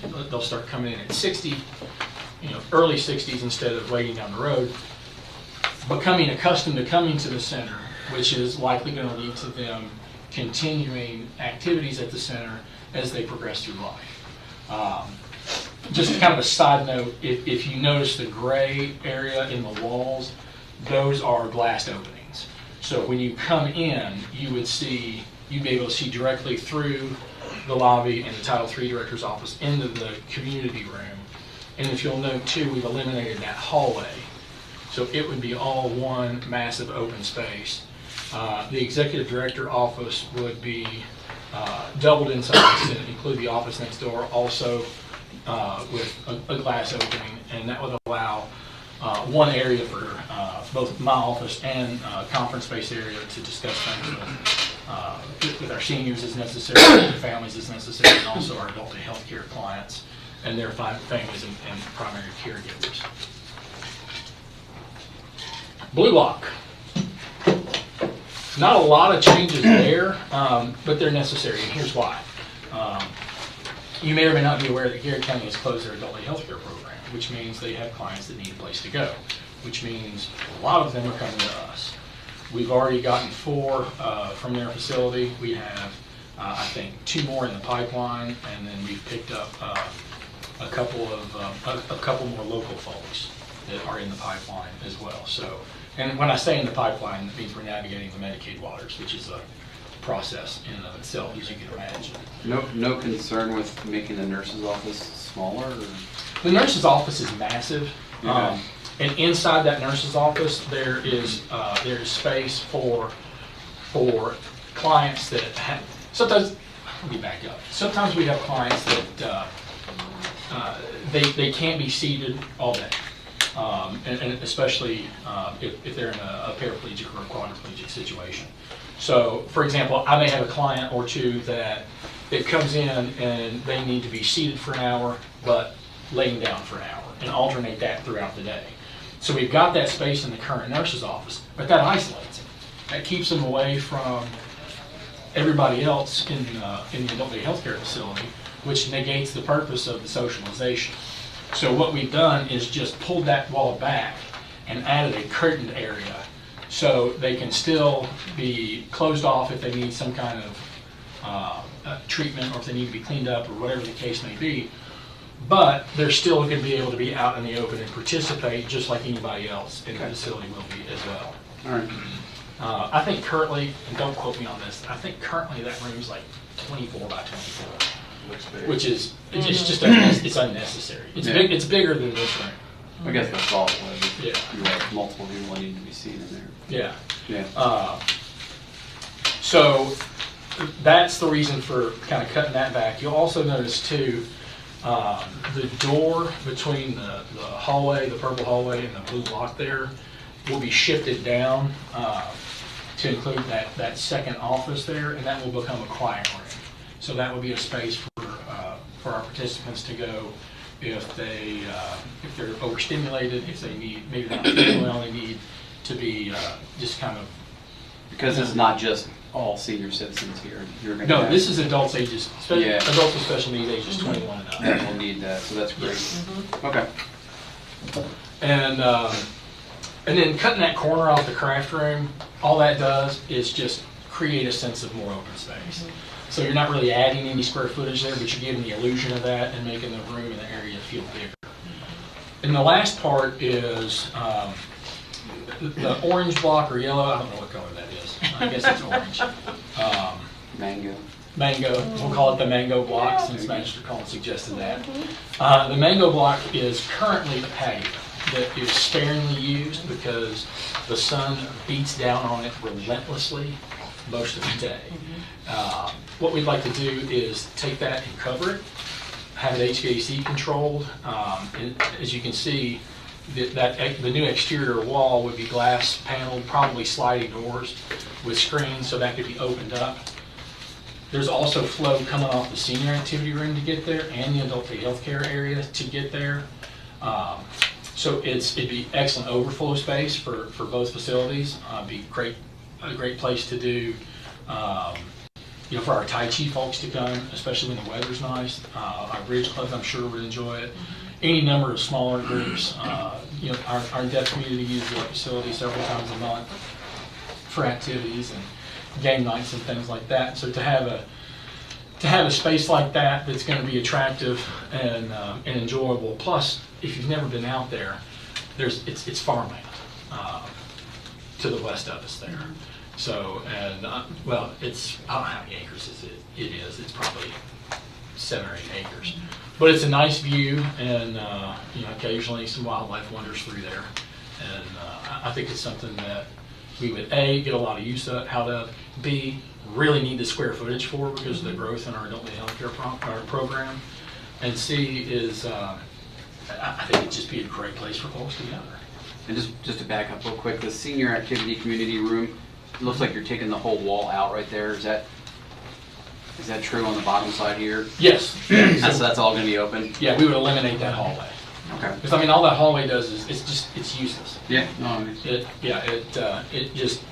it takes up space, and I know it's only probably 5 or 6 feet wide, but when you're talking 5 or 6 feet by 40 feet, that's a lot of additional square footage. So that is the rough idea for that construction project. And of course, the kitchen remodel would also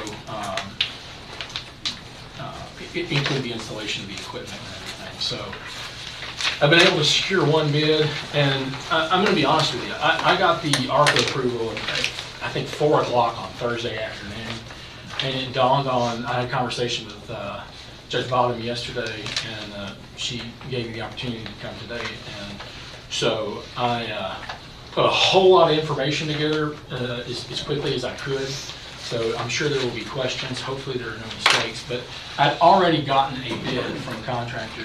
I've removed the contractor's name from the estimate just I didn't have a chance to talk to them to see if they would be comfortable with it being known who it was. So I just removed them from the estimate, just in the interest of the fairness to them. But the entire project, as you can see, is $227,656. So in thinking about funding that's what leads me here. I've had several talks, and inside my head, it's a lot of fun in there. You should come visit. It's a dangerous neighborhood at times. But I've gone back and forth in my head on what we do to fund this and make it kind of a community partnership, if you will. And my initial thought was to seek out potentially a community block development grant, but it's my understanding that those are typically awarded for projects with a higher price tag. And so I don't think it would be fair for me to try to consume, or for the center to try to consume that grant for a project of greater magnitude that could have as much or even more impact to the community. The community block development grants also come with a match, so it's a dollar for dollar match, I believe is what it is. So what I'm here to ask of the city commission, or the fiscal court, and I'm going to ask the same of the city commission. I'm asking for some buy-in. I'm asking for a match. How much do you need? I would like to ask both the city and the county for a 25% match, dollar for dollar, which would be $56,914. Yeah, $56,914 from the city, $56,914 from the county, and then, wow, quick math, 100 and somebody do that math for me. No. 113,000 Yeah. and some change from. Yeah, 113,828. Yeah, from us at the center. That was pretty good. 113,000 and some change on the fly. You did good. I think I deserve a little credit for that. That was good. Yeah, this is in addition. I'm not the only smart Durant in the room here, okay? This is in addition to the already requested appropriation. Yes, this would be a one-time additional Yes, okay. request. Yes. Just want to make sure we understand. Yes, and I think it would take what we have. When do you want it? When are you asking for it for July? For the new fiscal year, or do you need it now, or what do you need? Well, so that's my question. My question to you was going to be, what is if we can get this together? What is the most feasible thing? Are there dollars left over in the current budget that need to be expended?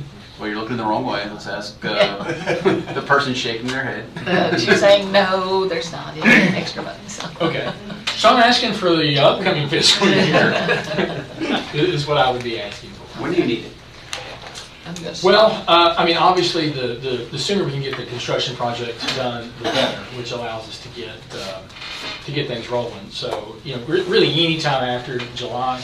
I don't know how long the construction would take. It's not a massive project in that it's not a lot of ground up. It's a lot of interior movement and changing. So I would think that at most 6 months worth of construction would probably be reasonable, if not overshooting it. What are you thinking, Darlene? 56,000? 56,000. We have a lot of things that have been discussed amongst us. We have a meeting budgetarily that we're going to be talking about Monday. I would think that we may have to wait until after that meeting on Monday before we could make a definite decision. I was going to suggest that same thing. So Well, what about this 89,000 that's left over? Can any part of that be put toward this project? So that would be the cost savings after this project's been initiated. Right. So once he's struck the contract, once they've gotten everything up and running, A year. so a year after. After, okay. That's the savings they would see. So potentially, you know, he could come back and say, I don't need this amount of money from the county. Not that he will, but you know, because we're saving so much money, we may not need it or whatever, but that won't happen until everything's already been constructed and running, and they've had about a year under their belt to hopefully see Okay. those savings. I was thinking that was current, what you already saved from. That would be if we had been up and running, preparing all the food Okay. in-house for this current fiscal year. Okay. That would be the cost difference this fiscal year versus what we're paying Trio this fiscal year. Gotcha. So Okay. we, All right. you know, I that's the misinterpreted, savings. sorry. Yeah, that's okay. That's the savings potential Yes. every year. And what will happen to that? Thank you. That's what I was thinking. More meals Is there because it the has higher possibility- census. Is there the possibility that the requests from fiscal court would go down in the future, or? Yeah, I mean, Are we yes. just expecting more people? So here's the thing, from day one, I think January 3rd, 2016 was my first day at the center. And from day one, it was impressed upon me that it is imperative that we continue to try to do more with less, which I think we've done a pretty good job of doing. And the goal of financial autonomy is ultimately what I would like to see. Is this a step in that direction? Absolutely. Is it going to be the end-all be-all solution? Maybe. 10 years down the road? Maybe. You know, if we get this up and running, can I contract with the surrounding county and say, hey, we'll do your food service too? You know, Lincoln County's doing their own kitchen, so they're off the table. But I mean, there's no reason I couldn't approach Garrett or Mercer or Washington and say, hey. You and I have had conversations, and I'm ignoring Jamie's hand. You and I have had conversations in the past, so and I don't think anyone here doesn't understand this, but can you reiterate what we've talked about in the past, that this is not just like some organization that we're just funding. This is Boyle County's organization. Most other counties have a lot larger buy-in than what we do on this. It's run a little differently, but you know, if you want to expand on that about. Yeah, I mean, we are one of the few independent centers. Most of the centers in our ad district, I think out of the 17, I think 15 of them are, either 14 or 15 of them are run by Bluegrass Cat. So the fact that we are independent and have been able to maintain that independence allows us the leeway to do stuff like this. And it allows us the autonomy to still play by the rules of their game, but also we can kind of play whatever games we want to play as well. And I know these were numbers that were talked about last time around, but when you're talking about feeding 42,000 meals a year just in Boyle County, and we're scratching the surface, this is also, I think, a step in the direction to alleviate some more of that food insecurity. Well, and I would love to see, I mean, you say just scratching the surface, I would love to see possibly that money go to expanding the reach to hit more people that aren't aware of it. Yeah, and have the ability to have, you know, it's not just about the food either, it's about the actual visit of somebody coming to your home. I used to do Meals on Wheels, you know, yes, in previous careers. And it's just the extra little interaction that people get. And that's 100% true. For a lot of the folks we serve, our client or our staff or volunteer that's delivering that day, that's the only person they're going to see. Right. That's the only person they're going to talk to. Smash your game. And this isn't. I'm sorry. I forgot what I was going to say. One over here. No, I'm just kidding. First of all, I really love the design changes you're making and recommending here, and so forth. Thank you. Pull that off. I guess the only other comment or question I would have about the meal plan is, you know, you've indicated a lot of the pros of that, but like with any big change like this, there's got to be some cons. So what are the potential cons or problems with making this change? I think the biggest challenge is going to be staffing, I think. Getting somebody in there that's got some food service experience.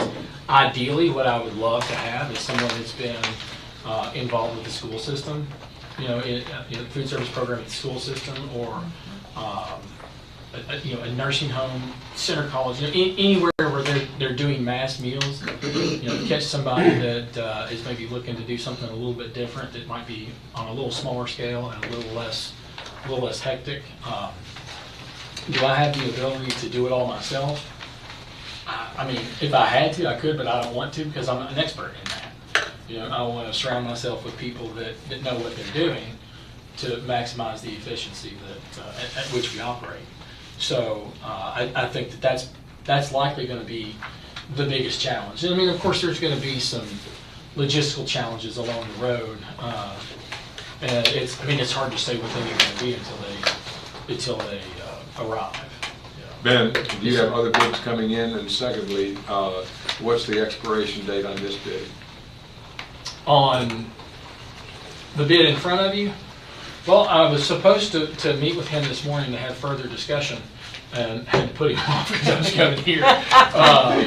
But this bid is currently about 30 days old. It was prepared, what's today? Yeah. 20. It was prepared March 28th. So I do believe this was a 30-day bid. I don't anticipate there being much change in it over the next. Are you required, bound to getting 2 and 3 bids? Not necessarily, but as good practice, I would like to. But you haven't sent out feelers at this point? No, this is it's fairly well in its infancy. The whole idea of it is, but I'm trying to identify a couple of different contractors that would be interested in taking on a project like this. And there's not a lot of folks out there that do this sort of thing in our area. And it's a smaller project, if you really think about it. It's a smaller project than most contractors really want to bid on. Well, and I want to do my absolute level best to use a contractor from Boyle County, so we're not bleeding money into somewhere else. So I want to keep that money. I mean, it's a significant job, but it's not a huge undertaking. Right. For a contractor. That kitchen will get pretty in depth with everything you got to add in there once you start adding the. Do you already have stuff in the kitchen now for ventilation and stuff like that, or? No, included in that ARPA grant is a 10-foot hood with ventilation and suppression. Yeah, you're going to get involved with a lot of different things. Yeah. No, you're going to. I mean, especially where looking at your senior room, you're going to want to soundproof that kitchen as much as possible and some other stuff. So it's going to end up being the bones are already there, but there's going to be a decent amount of work in that project. Yeah. So. Yeah, I think the kitchen's going to be the. I understand, it's just not like $1 million project, it's on a smaller scale. Yeah. Master Ellis, I think I cut you off and I didn't mean to do that. I think you got my point there. We'll talk about it. My point is, again, this is our senior center, and we've got the money. I agree, but I think we need to take the advice of our treasurer and we're Put it having. in the budget process. Go through the budget process. Agree with that. Yeah. But I think we can make a verbal commitment that, we like this and it's going to happen. We're a partner in this. And if you haven't been down there, go down and see what he does. Take a look at the space. Well, I'd like to say we want to be a partner in this. But until we go through the budget process. Well, I can think of a couple $1,000 that are going to other organizations that maybe we can cut a little bit here and that's what we can discuss Monday. Yeah. But I don't want to give any false hope when we may get into the budget and say, there's not the funding here. So there's the funding. I want to say we want to be a partner. There's the funding there. I know the director. $56,000 is not the that much. medical director of EMS pretty well. He said that you could take some of his funds. Dr. Grant, he's the one that said that. Yeah. We'll take some of Master Cullen's salary. That's why he left. So far he's been good at adding funds. He didn't want to be a conflict of interest is all. He was just trying to be polite. He's on a different track than what you're suggesting though so far. Yeah, but see what I'm he trying didn't want to the do. attention is what it was. what I'm trying to do is keep people healthier so they don't have to use these resources. Right. See? All right. I'm saving everybody money. That's what you and your brother do, save lives. Right. And furthermore, too, we have an advantage on some food costs as well because of our partnership with the detention center, where we can source stuff right out of the garden when it's available. So that's that's a huge bonus savings as huge. well. Yeah. Okay. And And I hate to be Debbie Downer on this. No, it doesn't. On this food thing, but I guess I am concerned about, you brought up the con, and in my new life of running a small business, a small family business, That conflict of interest right there. one of my big concerns is who's going to show up to work each day, and whether we can deliver our goods, because of people sometimes don't show up for work, like you would expect them to. And I understand that. And I'll address that by saying that we've created a culture in the workplace at our facility where we have a lot of buy-in. There's a lot of trust amongst all the employees. 42,000 delivered meals, Jamie. He's gonna have a problem with that. Well, but they were being cooked by somebody else. No, but they're being delivered No, I get by that. his resources, mostly volunteers, correct? Most of the delivery routes are done by volunteers, yes. Yeah, no, I'm not questioning Sure. getting the, but Sure. I'm questioning the production of the meals, which is what you're taking on now. And I Well- think that still, it's gonna be, you have to try it to, Yeah. you know. No, but you I gotta- get that. And Yeah. But I'm for it, but I We're just coming- want us to acknowledge that there are cons, and there's gonna be times when the Sure. cook doesn't show up. Sure, and that's why there's a line in there for, on the labor cost, there's a line in there for a director position and a cook as well. So they both will be, And the director's obviously gonna be And cross-trained. it's 6 days to a cook. week. And look, let's be honest, I've sat behind the steering wheel of a bus, I've unclogged toilets. There's no reason I can't put an apron on, roll up my sleeves and go to work. know your way around a barbecue pit, right? Yeah, make a mean Okay, brisket. I just want to make sure you. So let's do this. Worst We'll comes to take worst, into you and I can show up. consideration the amount that you have presented, and if you get a new bid or a new quote, and the price is gonna change, you can notify us and let us know, otherwise we'll go with the 56,000. Yeah, I'm gonna do my best to try to find some other quotes. Okay, Yeah, all I right. sent you something. 10-4. Thank you very much. All right. Appreciate it. If anyone has being any here. questions, you know how to get in touch with me. You'll get your money.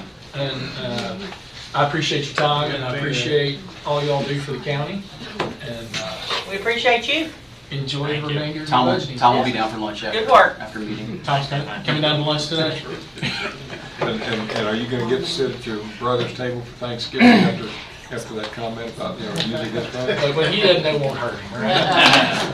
I'm the youngest of three. I'll leave you with this. I'm the youngest of three, and I like to tell he and my oldest brother that Mom quit when she got it right. Thank you all very much. Thank you, Ben. Have a good day. You too. Okay, now we're gonna back up with Julie and the GovOS presentation. Sorry to keep you all waiting. Is he calling in? He's supposed to be on Teams meeting. We'll see if he's there. All right, just while Bill's setting that up, some of you have asked to see a Bye, guys. presentation. Thanks. Y'all have a good day. Still waiting on my jacket. Oh. Uh-oh. Hope he's there. There it is. I didn't know we Some had of you have someone- asked to see. I didn't know we had somebody waiting. Yeah, So- that's okay, that's okay, no. Take care of the people here first. He didn't have a far drive. See there? No, wait.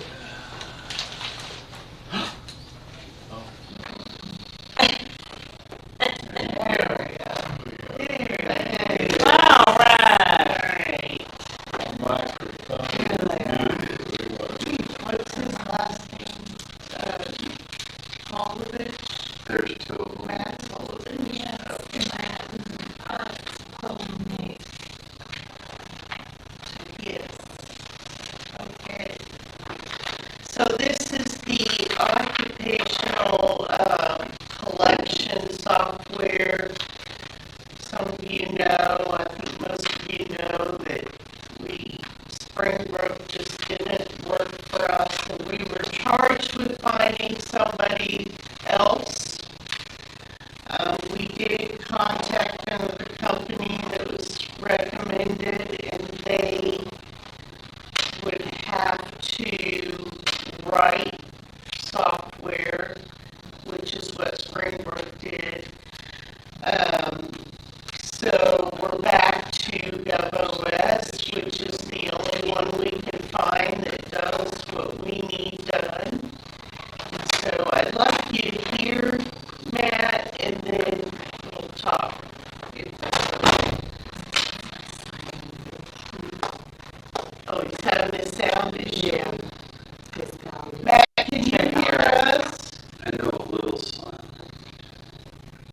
We can't hear you. Grab Bill again. He's going to check on this.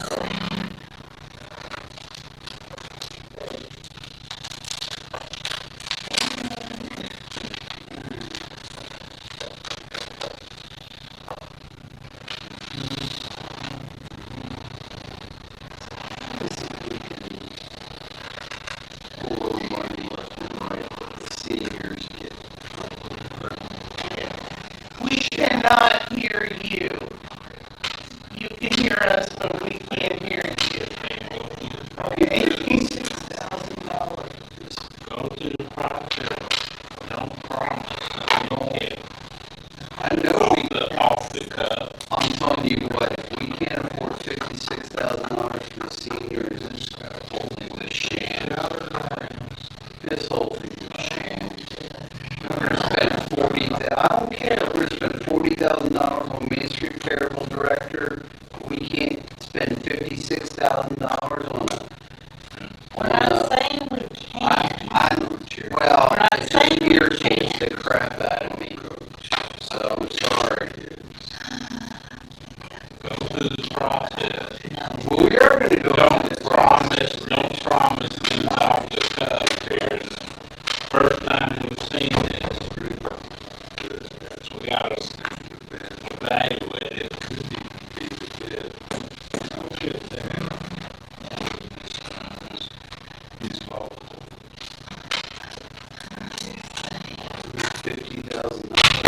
We may come up with a different quote and it'll be even less. Well, okay, I'm just saying. This is our senior center. I get it. I'm not saying I'm opposed or anybody on this board's opposed. It needs to be updated. I think it's a great plan.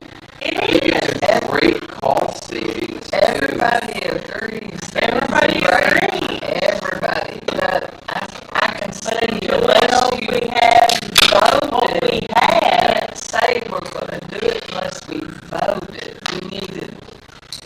We need to know what amount. I didn't make a motion. Hello. 15 an hour.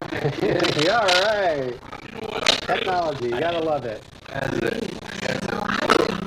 No, no worries at all. Thank you so much for taking the time to chat with us today. You know, over the past, I don't know, year and a half or so, I've got to know the folks in your office pretty well, and really enjoyed working with everybody. So I'm really excited to meet and discuss the solution with you guys today.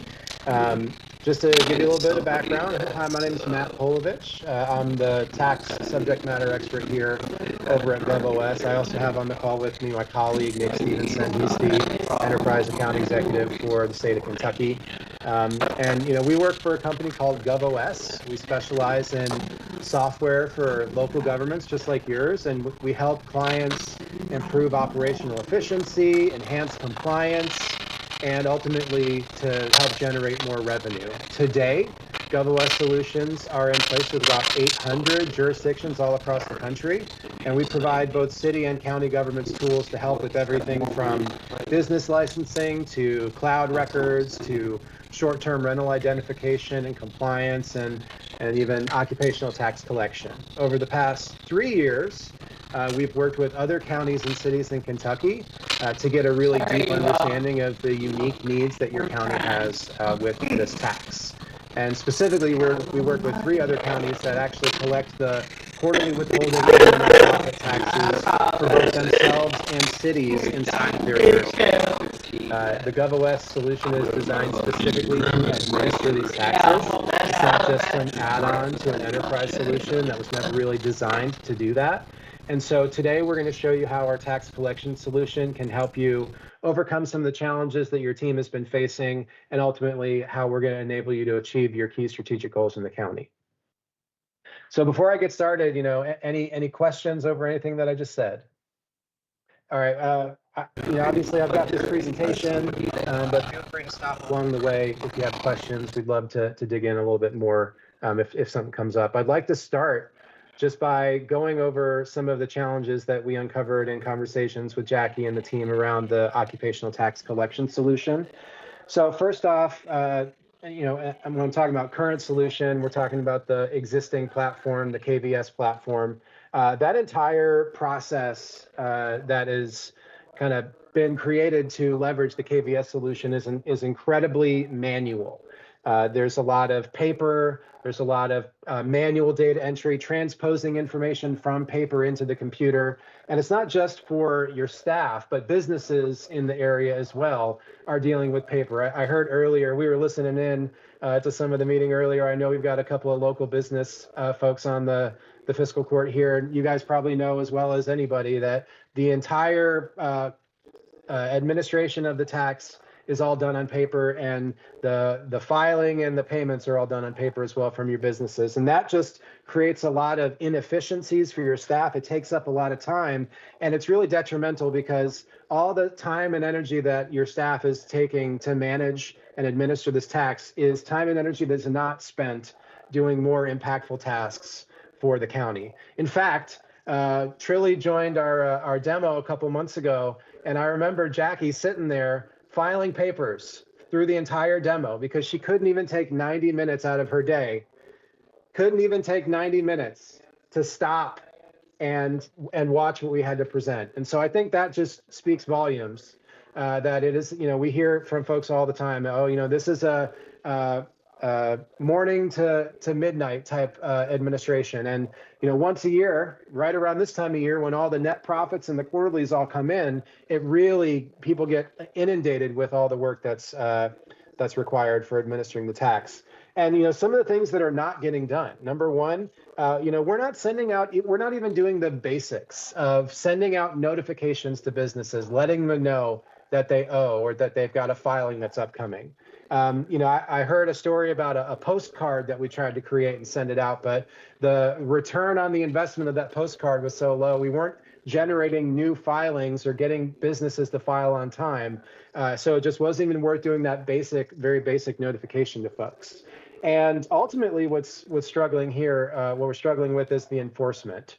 Enforcement is not just like chasing down people over penalties and interest if they didn't pay on time. Enforcement is ensuring that businesses are in compliance in the first place, ensuring that they've got that occupational license, that they're filing those taxes, running audits on accounts that, there was a pretty big difference between your net profits this year and last year. What gives, right? Let me take a look at that. That's the kind of stuff that's not getting done. And enforcement is vital to the county because enforcement is how you guys generate that additional revenue. I think last time we spoke, and I don't want to highlight anything that's too painful here, but at least $100,000 in delinquencies today. Stuff that's not getting collected from businesses. And we know that's money sitting there on the table because we just don't have the time and the energy to go and do that enforcement. And the last thing, I wanted to highlight for you guys, you guys are the ones that are getting the data from the tax administrator, and you guys need to be able to understand where are these revenues coming from? What can we expect to see in the future? Where are businesses that are performing really well, and where are those that are struggling, so that we can make strategic decisions for the county. so that we can invest our dollars effectively to help everybody, all of our constituents. And right now, the reporting that you guys have out of the current solution, Jackie, I wrote a quote because it made me laugh when she said it. She said, it's awful, right? It's not only time consuming and difficult to get the data out, but we're just not able to deliver the information that you guys need in order to make those key strategic decisions. And so this is the kind of stuff that we've been told from your existing staff. And over the past couple of years, I've had conversations with, 50, 75 tax administrators all over just the state of Kentucky that are collecting this occupational tax. And I want to let you guys know that you're not alone. This is a very common set of challenges that we see from customers all across the state. And basically what it all boils down to is you guys don't have the technology that you need in order to administer this tax in the way that you do. And so these are some of the things that I've heard from other tax administrators all across the state of Kentucky, challenges that they have with the paper process. Everything's done on paper. I hear people complain about the mail in Kentucky all the time. And all of that stuff just is more staff time, more energy for your staff that's not deployed to other things, but it's also a big challenge for your business owners as well. The cost of compliance is something that we hear a lot when we talk about paper processes. And just think about it from a business owner perspective. Like, I know for me, if you asked me to go print something out on my printer right now, that would require me getting out, going to Office Depot and go and buy some printer ink, right? And doing all the, reconnecting it to my computer and struggling with all that. And so like this paper process is a challenge for your business owners as well. That cost of compliance is something we really want to key in on here. And then paper just means that there are going to be errors, right? Every piece of paper does not have a calculator built into it like the computer does. And so you get bad math. You get, sometimes, one. Well, I'm not saying that your ladies make errors. I'm saying your business owners make errors, right? But also, stuff comes in with missing information, right? They just didn't enter in the information that was required to file the tax. Or, they paid it 2 weeks late and didn't include the penalties and interest. So now I've got to have this liability on their account. I've got to go and I've got to do enforcement on this account for what amounts to, $50 to $75. But each one of those little misses over the entirety of the year really adds up. And so this is the kind of stuff that we're trying to solve with our tax collection solution. It ultimately just comes down to wasted time. Hey, there's not enough hours in the day. I'm having to work overtime. I talked to one tax clerk in another county that, we talked in March and she said, I've already run out of overtime for the entire year. And it's March, right? So I know daylight to dark, that's the kind of stuff that you guys are dealing with today. So what is the actual time that we see? And so this is going to be on average across across all the conversations that we've had with folks, but based on the data that we've collected, on average, jurisdictions are spending about 77 hours of employee time each month on these paper processes. And once a year, we call it doomsday, when all those quarterlies and net profits all come at once, that can nearly double. That means that over the course of the year, on average, offices are spending nearly 1,000 hours dealing just with paper. And I can, validate this in my conversations with Jackie. You guys are spending upwards of 850 hours just managing the Boyle County returns. That doesn't even include City of Danville, right? So we're talking about, almost 1,000 hours each year of time that's just being wasted on these paper processes. So what is the actual cost of that old technology that you guys are on today? Well, number one, it costs you 1,000 hours each year of manual data entry and wasted time on inefficient processes. It costs you all that money that isn't getting collected because you don't have the time to do that proper enforcement. It costs you all the missed opportunities to get that higher level data so that executive staff like yourselves can make more informed decisions and achieve those key strategic goals. It costs Bill and his IT staff time and energy to manage and maintain old technology that is probably living on a server stuffed in a closet somewhere, and costing your businesses who are struggling with that cost of compliance because of that lack of electronic filing and payments. So now that we've kind of set the stage, I'm going to hand it off to Nick here, and he's going to explain to you how the GovOS tax collection solution is going to help you guys achieve each one of these goals. Perfect. Thanks, Matt. Good to meet everybody. I'm super excited to show you all how the GovOS occupational tax solution has been built and evolve to generate more revenue for counties just like yours. So let's start with the online filing and payments. So with our solution, we have configurable forms that will enable jurisdictions to easily collect tax filings and license applications online. So with your choice of an integrated payment solution, you can actually now enable businesses to register, file, and pay online all in one solution. Another thing to know is that our solution is a complete system of record. It was built by a former city finance director. So the occupational tax solution is a transaction system of record, which gives you the tools you need to manage payments, complete reconciliations, and generate the data to update your general ledger. We recognize the importance of creating a better business owner experience as well. So the GovOS solution provides the businesses the tools they actually need to manage their data, file, and pay online, and a lot more.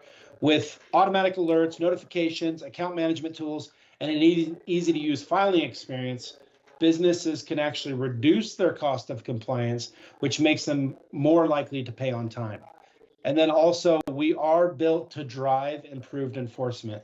You can automatically collect penalties and interest on late filings to reduce the amount of tedious enforcement and focus on more impactful tasks within the county, like identifying businesses out of compliance, completing audits, and engaging with the community. And then, of course, we provide better data for the decision making.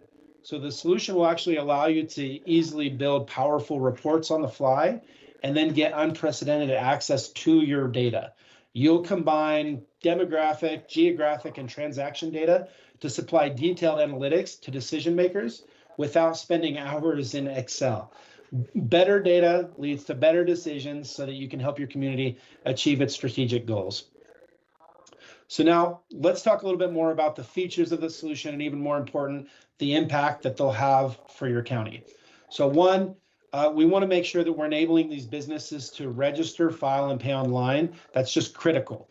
Every business that uses the online process is up to 5 less returns that need to be entered each year.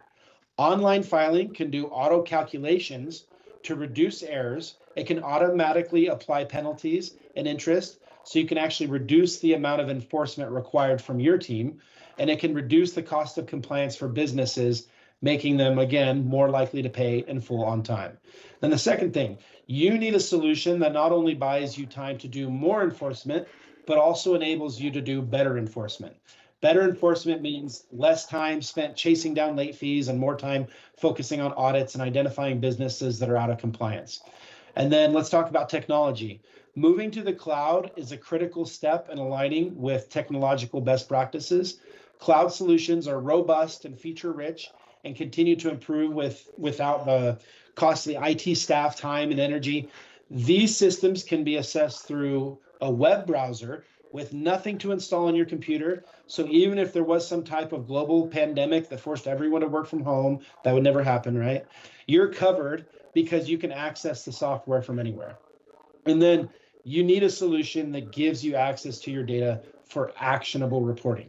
Pre-canned reports are nice, but it's so crucial that you actually have a solution with a robust report builder that you can easily provide valuable information to your stakeholders without spending hours in Excel. And then finally, you've got to have a solution that enables payroll providers to bulk file online. We understand that the process of getting returns from your payroll providers is time consuming and a massive burden. You get a giant stack of returns overnight, FedExed on the day that they're due, and a large percentage of the quarterly returns are coming from these payroll providers. If you can get a solution that enables them to file in bulk online, then you can completely eliminate upwards of 60% of the manual entry associated with these returns. One county that we work with, they said that just getting ADP to file in bulk saved them 40 hours of manual entry each quarter. So now that we've talked about the features of the solution and the impact that they'll have on you and on the business owners, let's kind of take a look at the ROI you can expect by partnering with GovOS. Matt? Great. So here is kind of an example of the ROI that you can expect to generate based on numbers that we've had, that we got from conversation with your staff. So first off, if we just think about like time value of money and the cost savings and time and energy related to reducing the manual entry of the returns, if we can reduce the manual entry by 70%, keep in mind that like Nick just said, payroll providers make up a vast majority of those filings. The average local government rate times that amount of time just means that you can save almost $30,000 a year just in staff time. By automating that process. Now, if we include all the costs associated with the paper process, that includes, the actual physical paper and postage, opening envelopes and things of that nature, we actually see based on our research that a solution like this can, the cost of administering a tax that way is about $3 per filing. So with the almost 17,000 filings that you guys are getting annually, that's almost $51,000 in costs that you're spending today with a paper process. And finally, the question is how much additional revenue could be generated from additional enforcement, going out and making sure businesses are in compliance and running audits on businesses. We know that there's $100,000 in delinquents that are out there that we could go collect, but we've heard from jurisdictions that there's an additional 1 to 3% of revenue that could be generated with additional enforcement activities like that. And so when we kind of stack all this stuff together, we're not talking about the spend today. This is the spend today. This is your current cost. Because you guys are using old and outdated technology. So what we're seeing here is what you're actually spending in staff time and lost revenue. With, this is an estimated $195,000 every year that you guys are spending because you're using a system that isn't meeting your needs. And so what we've done is we've put together a pricing proposal. We've delivered that to Jackie and team. And so we encourage you guys to review that document and let us know if you've got any questions over that. But, at the end of the day, our occupational tax collection solution is going to help Boyle County stream. Sorry, go ahead. Yeah, absolutely.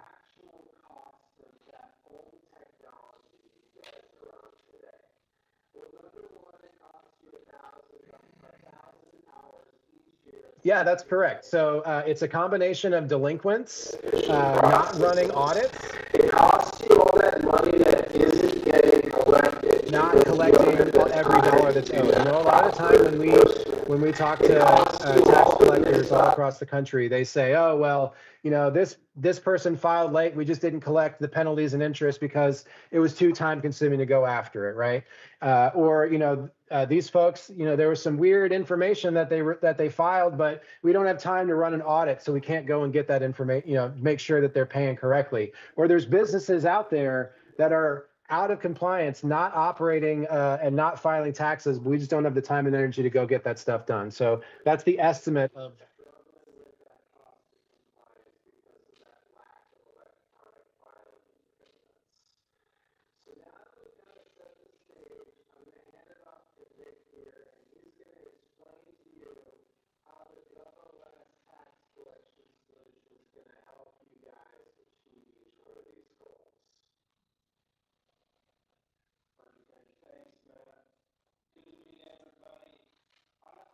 Super excited to show you all how the GovOS architectural tax solution has been built buying more time and involved to generate more revenue. More audits, more enforcement just means more revenue.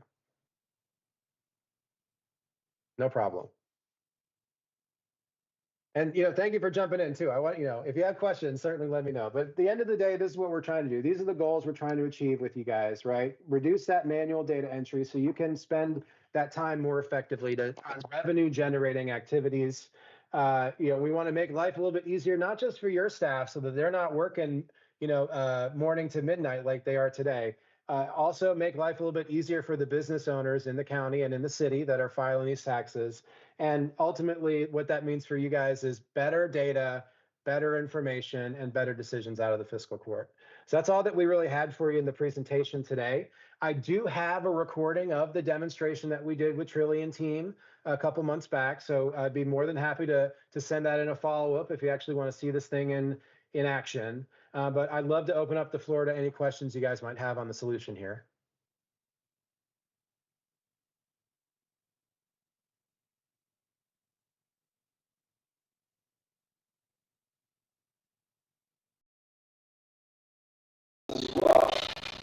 So the GovOS solution provides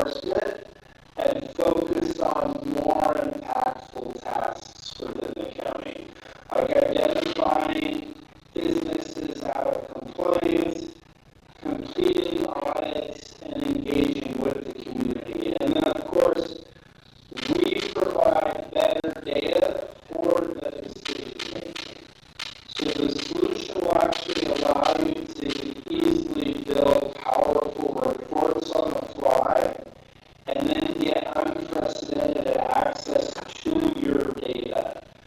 You'll combine demographic, geographic, and transaction data to supply detailed analytics to decision makers without spending hours in Excel. Better data leads to better decisions so that you can help your community achieve its strategic goals. So now, let's talk a little bit more about the features of the solution, and even more important, the impact that they'll have for your county. So one, we want to make sure that we're enabling these businesses to register, file, and pay online. That's just critical. Every business that uses the online process is up to 5 less returns that need to be entered each year. Online filing can do auto calculations to reduce errors. It can automatically apply penalties and interest, so you can actually reduce the amount of enforcement required from your team, and it can reduce the cost of compliance for businesses, making them, again, more likely to pay in full on time. And the second thing, you need a solution that not only buys you time to do more enforcement, but also enables you to do better enforcement. Better enforcement means less time spent chasing down late fees and more time focusing on audits and identifying businesses that are out of compliance. And then let's talk about technology. Moving to the cloud is a critical step in aligning with technological best practices. Cloud solutions are robust and feature-rich and continue to improve without costly IT staff time and energy. These systems can be assessed through a web browser with nothing to install on your computer. So even if there was some type of global pandemic that forced everyone to work from home, that would never happen, right? You're covered because you can access the software from anywhere. And then you need a solution that gives you access to your data for actionable reporting. Pre-canned reports are nice, but it's so crucial that you actually have a solution with a robust report builder that you can easily provide valuable information to your stakeholders without spending hours in Excel. And then finally, you've got to have a solution that enables payroll providers to bulk file online. We understand that the process of getting returns from your payroll providers is time-consuming and a massive burden. You get a giant stack of returns overnight, FedExed on the day that they're due, and a large percentage of the quarterly returns are coming from these payroll providers. If you get a solution that enables them to file in bulk online, then you can completely eliminate upwards of 60% of the manual entry associated with these returns. One county that we work with, they said that just getting ADP to file in bulk saved them 40 hours of manual entry each quarter. So now that we've talked about the features of the solution and the impact that they'll have on you and on the business owners, let's kind of take a look at the ROI you can expect by partnering with FiscalOS. Matt? Great. So here is kind of an example of the ROI that you can expect to generate based on your numbers that we had, that we got from conversation with your staff. So first off, when we just think about like time value of money and the cost savings and time and energy related to reducing the manual entry of the returns, if we can reduce the manual entry by 70%, keep in mind that like they just said, payroll providers make up a vast majority of those filings. The average local government rate times that amount of time just means that you can save almost $30,000 a year just in staff by automating that process. Now, if we include all the costs associated with the paper process, that includes, the actual physical paper and postage, opening envelopes and things of that nature, we actually see based on our research that a solution like this can, the cost of administering a tax that way is about $3 per filing. So with the almost 17,000 filings that you guys are getting annually, that's almost $51,000 in cost that you're spending today with a paper process. And finally, the question is how much additional revenue could be generated from additional enforcement, going out and making sure businesses are in compliance and running audits on businesses. We know that there's $100,000 in delinquents that are out there that we can go collect. But we've heard from jurisdictions that there's an additional 1 to 3% of revenue that could be generated with additional enforcement activities like that. And so when we kind of stack all this stuff together, we're not talking about the spend today. This is the spend today. This is your current cost because you guys are using old and outdated technology. So what we're seeing here is what you're actually spending in staff time and lost revenue. This is an estimated $195,000 every year that you guys are spending because you're using a system that isn't meeting your needs. And so what we've done is we've put together a pricing proposal. We've delivered that to Jackie, and team. And so we encourage you guys to review that document and let us know if you've got any questions over that. But at the end of the day, our occupational tax collection solution is back one slide. County Spring. Back one slide. I'm the least qualified to ask any questions about finance, but you're saying that $144,000 is lost because we're not getting it filed to us?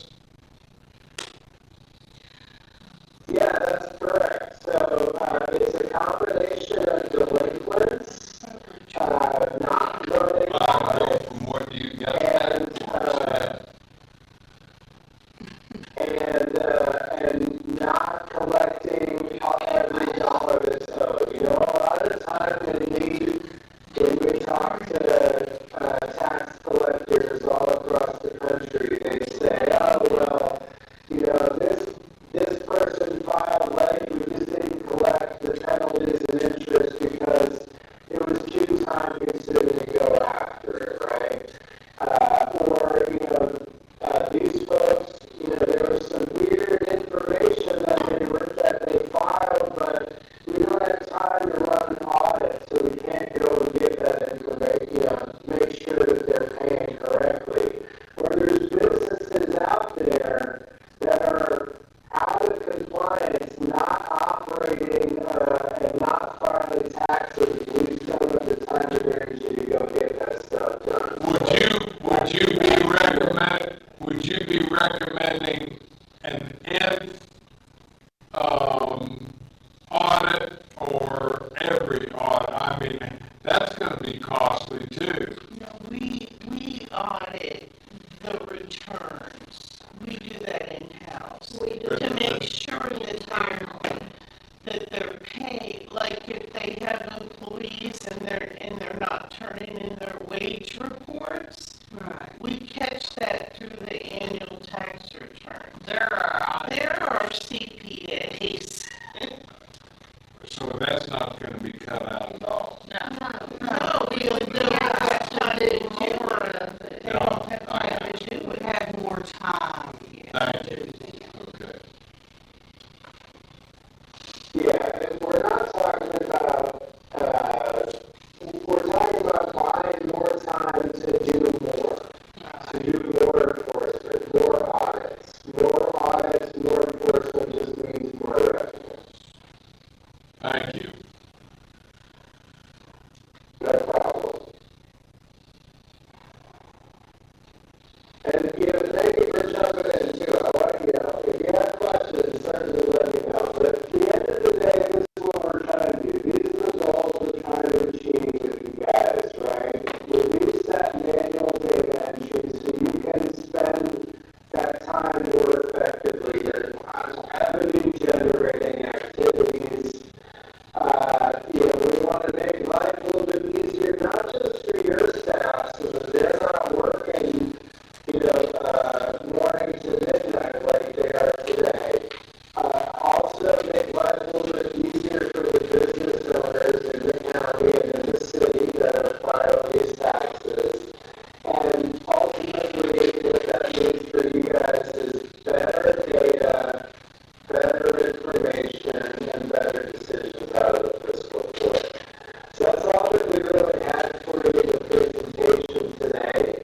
I do have a recording of the demonstration that we did with Trail 18 a couple months back, so I'd be more than happy to send that in a follow-up if we actually want to see this thing in action.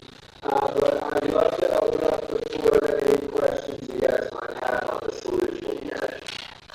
I just want to say, as someone who filed that for 25 years, and it's funny, when the federal started doing it online, I just hated it, and then I got used to it, and I was like, oh, this is good.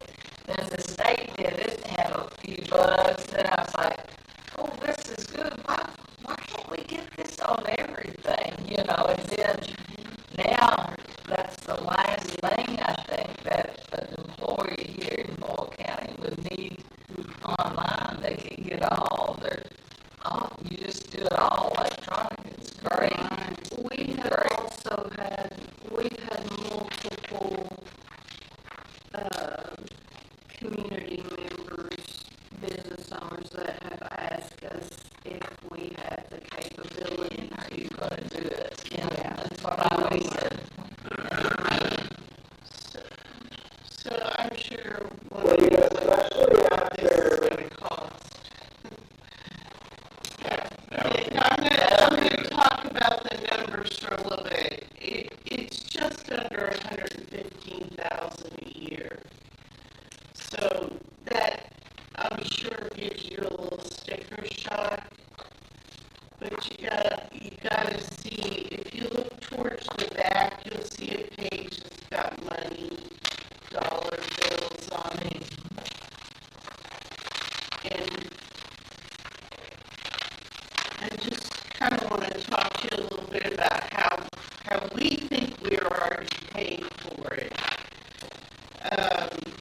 We were able, a couple weeks ago, I've been going after somebody, and you all are paying me too much money to be the collections department. But I'm the collections department because they don't have time. They're better at collecting, but they don't have time. So I found somebody that owed us over $25,000, one business. Okay, they never filed net profits.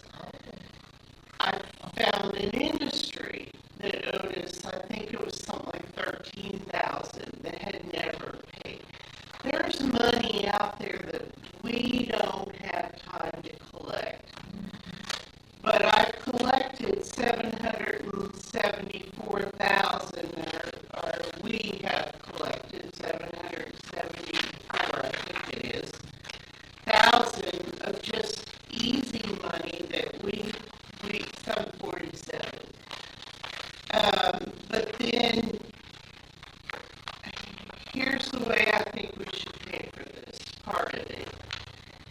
And they do this in Lincoln County, and it works well, is when you file your net profit, I'd say, I don't know, half of them come in as zero. They make no profit, because it's easy to write stuff off.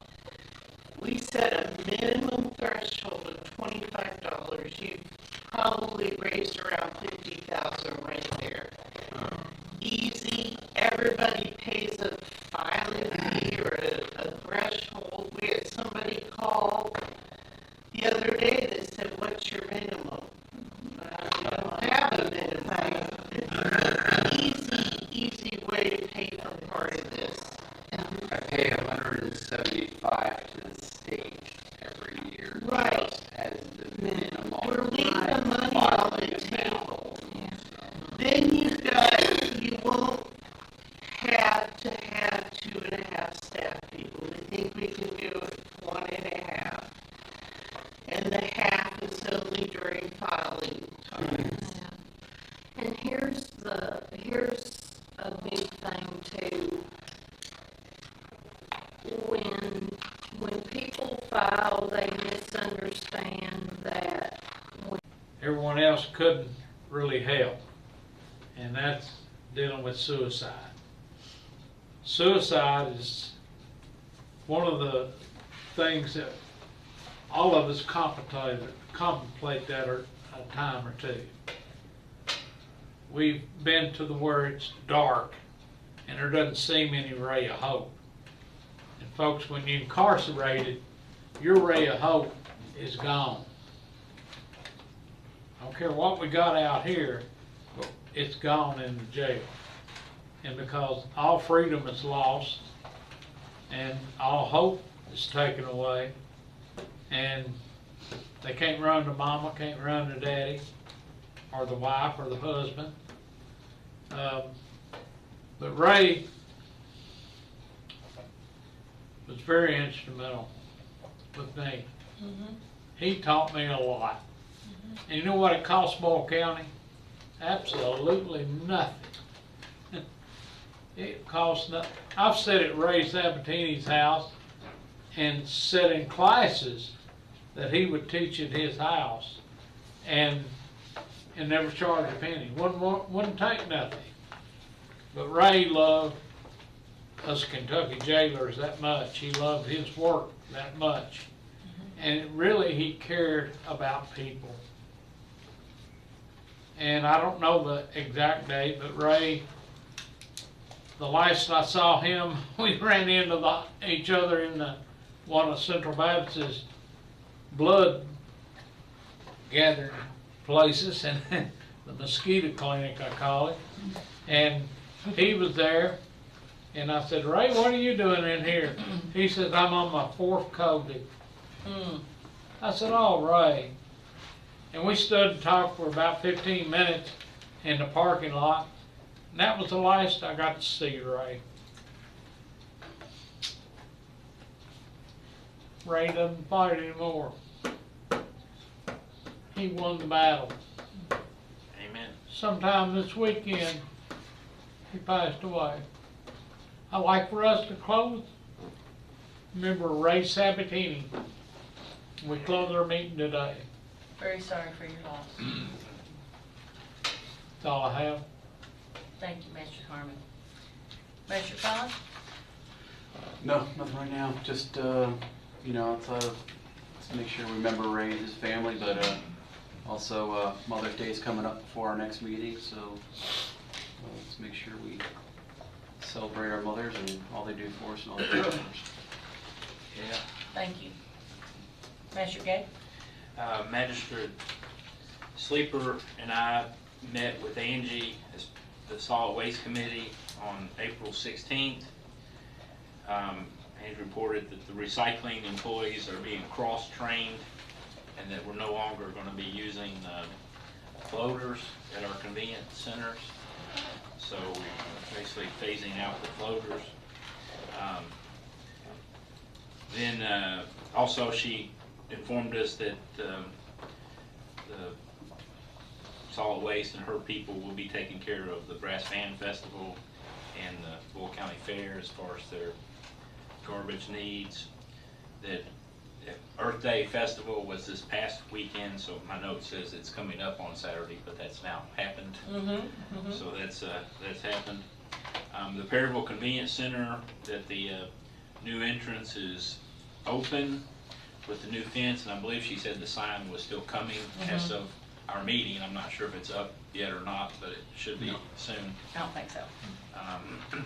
And then she reported that Julie and herself are working on the solid waste ordinance updates, and basically gathering all of those and working to consolidate and update. So she made that report. And then one of the other little issues of concern that thought is being given to now is that with the new real ID cards that people are transitioning over to, it doesn't clearly indicate the county of residence on those cards any longer. And so just saying that that could be a potential problem as far as proof of county residency at the convenience center, because they do, if they don't recognize somebody, they do oftentimes ask for proof of county residency. And one of the funny stories about that was they asked for Magistrate Sleeper's ID at one of the convenience centers. As they should. Well, he asked for an ID. I thought he was asking for an ID. He says, no, I want a $20 bill. You got off cheap. Yeah. So that's the report from the solid waste committee. That's your motion to That's my approve the report. Okay, is there a second? Second. Second by Magistrate Sleeper. All those in favor of the report signify by saying aye. Aye. Any opposed, nay? Motion carries. That's all I have. Okay, just pass it on down. Thank you, Magistrate Gay. Magistrate Sleeper. Okay, Magistrate Gay and I met for the Animal Control Committee, and both ACOs and our director, Sissy Sloan, were in attendance. The partnership with the Humane Society was discussed with the animal control staff unanimously expressed concern that the situation has not improved. It's not changed from what it was a month ago. Same issues remain, and the animal control staff have expressed desire that the solution be implemented as soon as possible, whatever that may be. So, also, the Animal Control Department will be conducting a rabies clinic in Junction City on June 22nd. It's going to be in collaboration with the Public Health Department. Director Sloan is requesting $600 from the fiscal court to cover the cost for the veterinary services and the vaccines and microchips. $200 for the veterinary service and $400 for the other components of that, the medicines and such. Are microchips that inexpensive? I can give you they anticipate 50 people. That's what they've typically had, where 50 people brought their pets in, and 25 microchips would be $233. So that's the bulk of the expense, really. So, so again, that's June 22nd. It'll be at the, it's a 2-hour event. The whole event is two days in conjunction with the health department, but the clinic will be run for 2 hours on the 22nd, and it'll be located at the Junction City Pavilion. So that's my report for the Animal Control Committee. Make a motion that be. Have a motion by Magistrate Sleeper, a second by Magistrate Gay. All those in favor signify by saying aye. Aye. Any opposed, nay. Motion carries. Okay, the remainder of my report, the Economic Development Authority met on April 15th. Action was taken to approve securing a financial audit for the EDA. There's no new information on the Norfolk Southern property purchase. No funds have been requested from that, regarding that from the KPDI Round 1 award. No new information been presented regarding Round 3 of the KPDI project funding. Judge Executive Bottom conveyed some impending property projects and repairs to the courthouse which would require enormous financial outlays on the part of the county, and that would impact the county's ability to contribute to future required improvements for the Norfolk Southern property and any additional EDA property acquisitions that are being looked at right now. The EDA is going to meet with the state to seek an amendment to the project requirements due to the county's unforeseen financial circumstances. That is our first line of action that we'll propose, that we meet with them and try to get the state to amend those for us so we don't have to go through with what was proposed in the original project request. Let's see, budget requests will be made by the EDA to the fiscal court for fiscal year 24 and 25. And the EDA approved the acceptance of the donation of a parcel of property at the back of Stewart's Lane from the Industrial Foundation, which may, if need be, used for right-of-way. So, the Animal Control Committee met on April 16th, as I said, and the report's attached. Some members of the court also provided meals and snacks to the animal control staff in celebration of Animal Control Week this past week, the week of April 15th. And last thing, the Boyle County Task Force on Homelessness met on April 16th. In addition to the actual task force members, which number, I can't remember exactly, about 20, we had additional concerned citizens in attendance, bringing the total attendance to 34. Our meetings keep growing. The task force continues to seek effective and sustainable solutions to the complex issue of homelessness. The subcommittee is formulating a survey tool to determine the unique needs of Boyle County's unhoused, the unique situations that result in their homelessness, and the number who are veterans. These findings will help the task force determine what it should focus on and where to direct resources as they become available. That's it. The $600 for the rabies clinic that Sissy requested is not in the budget, so we'll need a motion to. Oh, I'm sorry, yeah. To approve to pay that. Make a motion that the court approve $600 for the rabies clinic in Junction City. Okay, have a motion. Second by Magistrate Gay. Is there any discussion?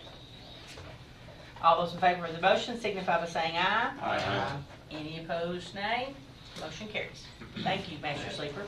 That one part of his report was his gentle way of saying, don't forget to give me the money that you owe me. For the lunch that we jointly provided. I don't need this at the convenience center. That's awesome. That's awesome. All right, So like, and then he said, and some people from the court provided food. That's why I call him Steve Sleeper. All right, Magistrate Dale. Thank you, Judge. Thank you, Jamie. I think you gave me too much, though. No, that's good. I'd like to reflect back on Magistrate Sleeper's report about animal control staff. The recommendation from our staff is not at all unanticipated. And folks, we're being viewed by our constituency across the county right now. There are serious circumstances, and now we're hearing urgency.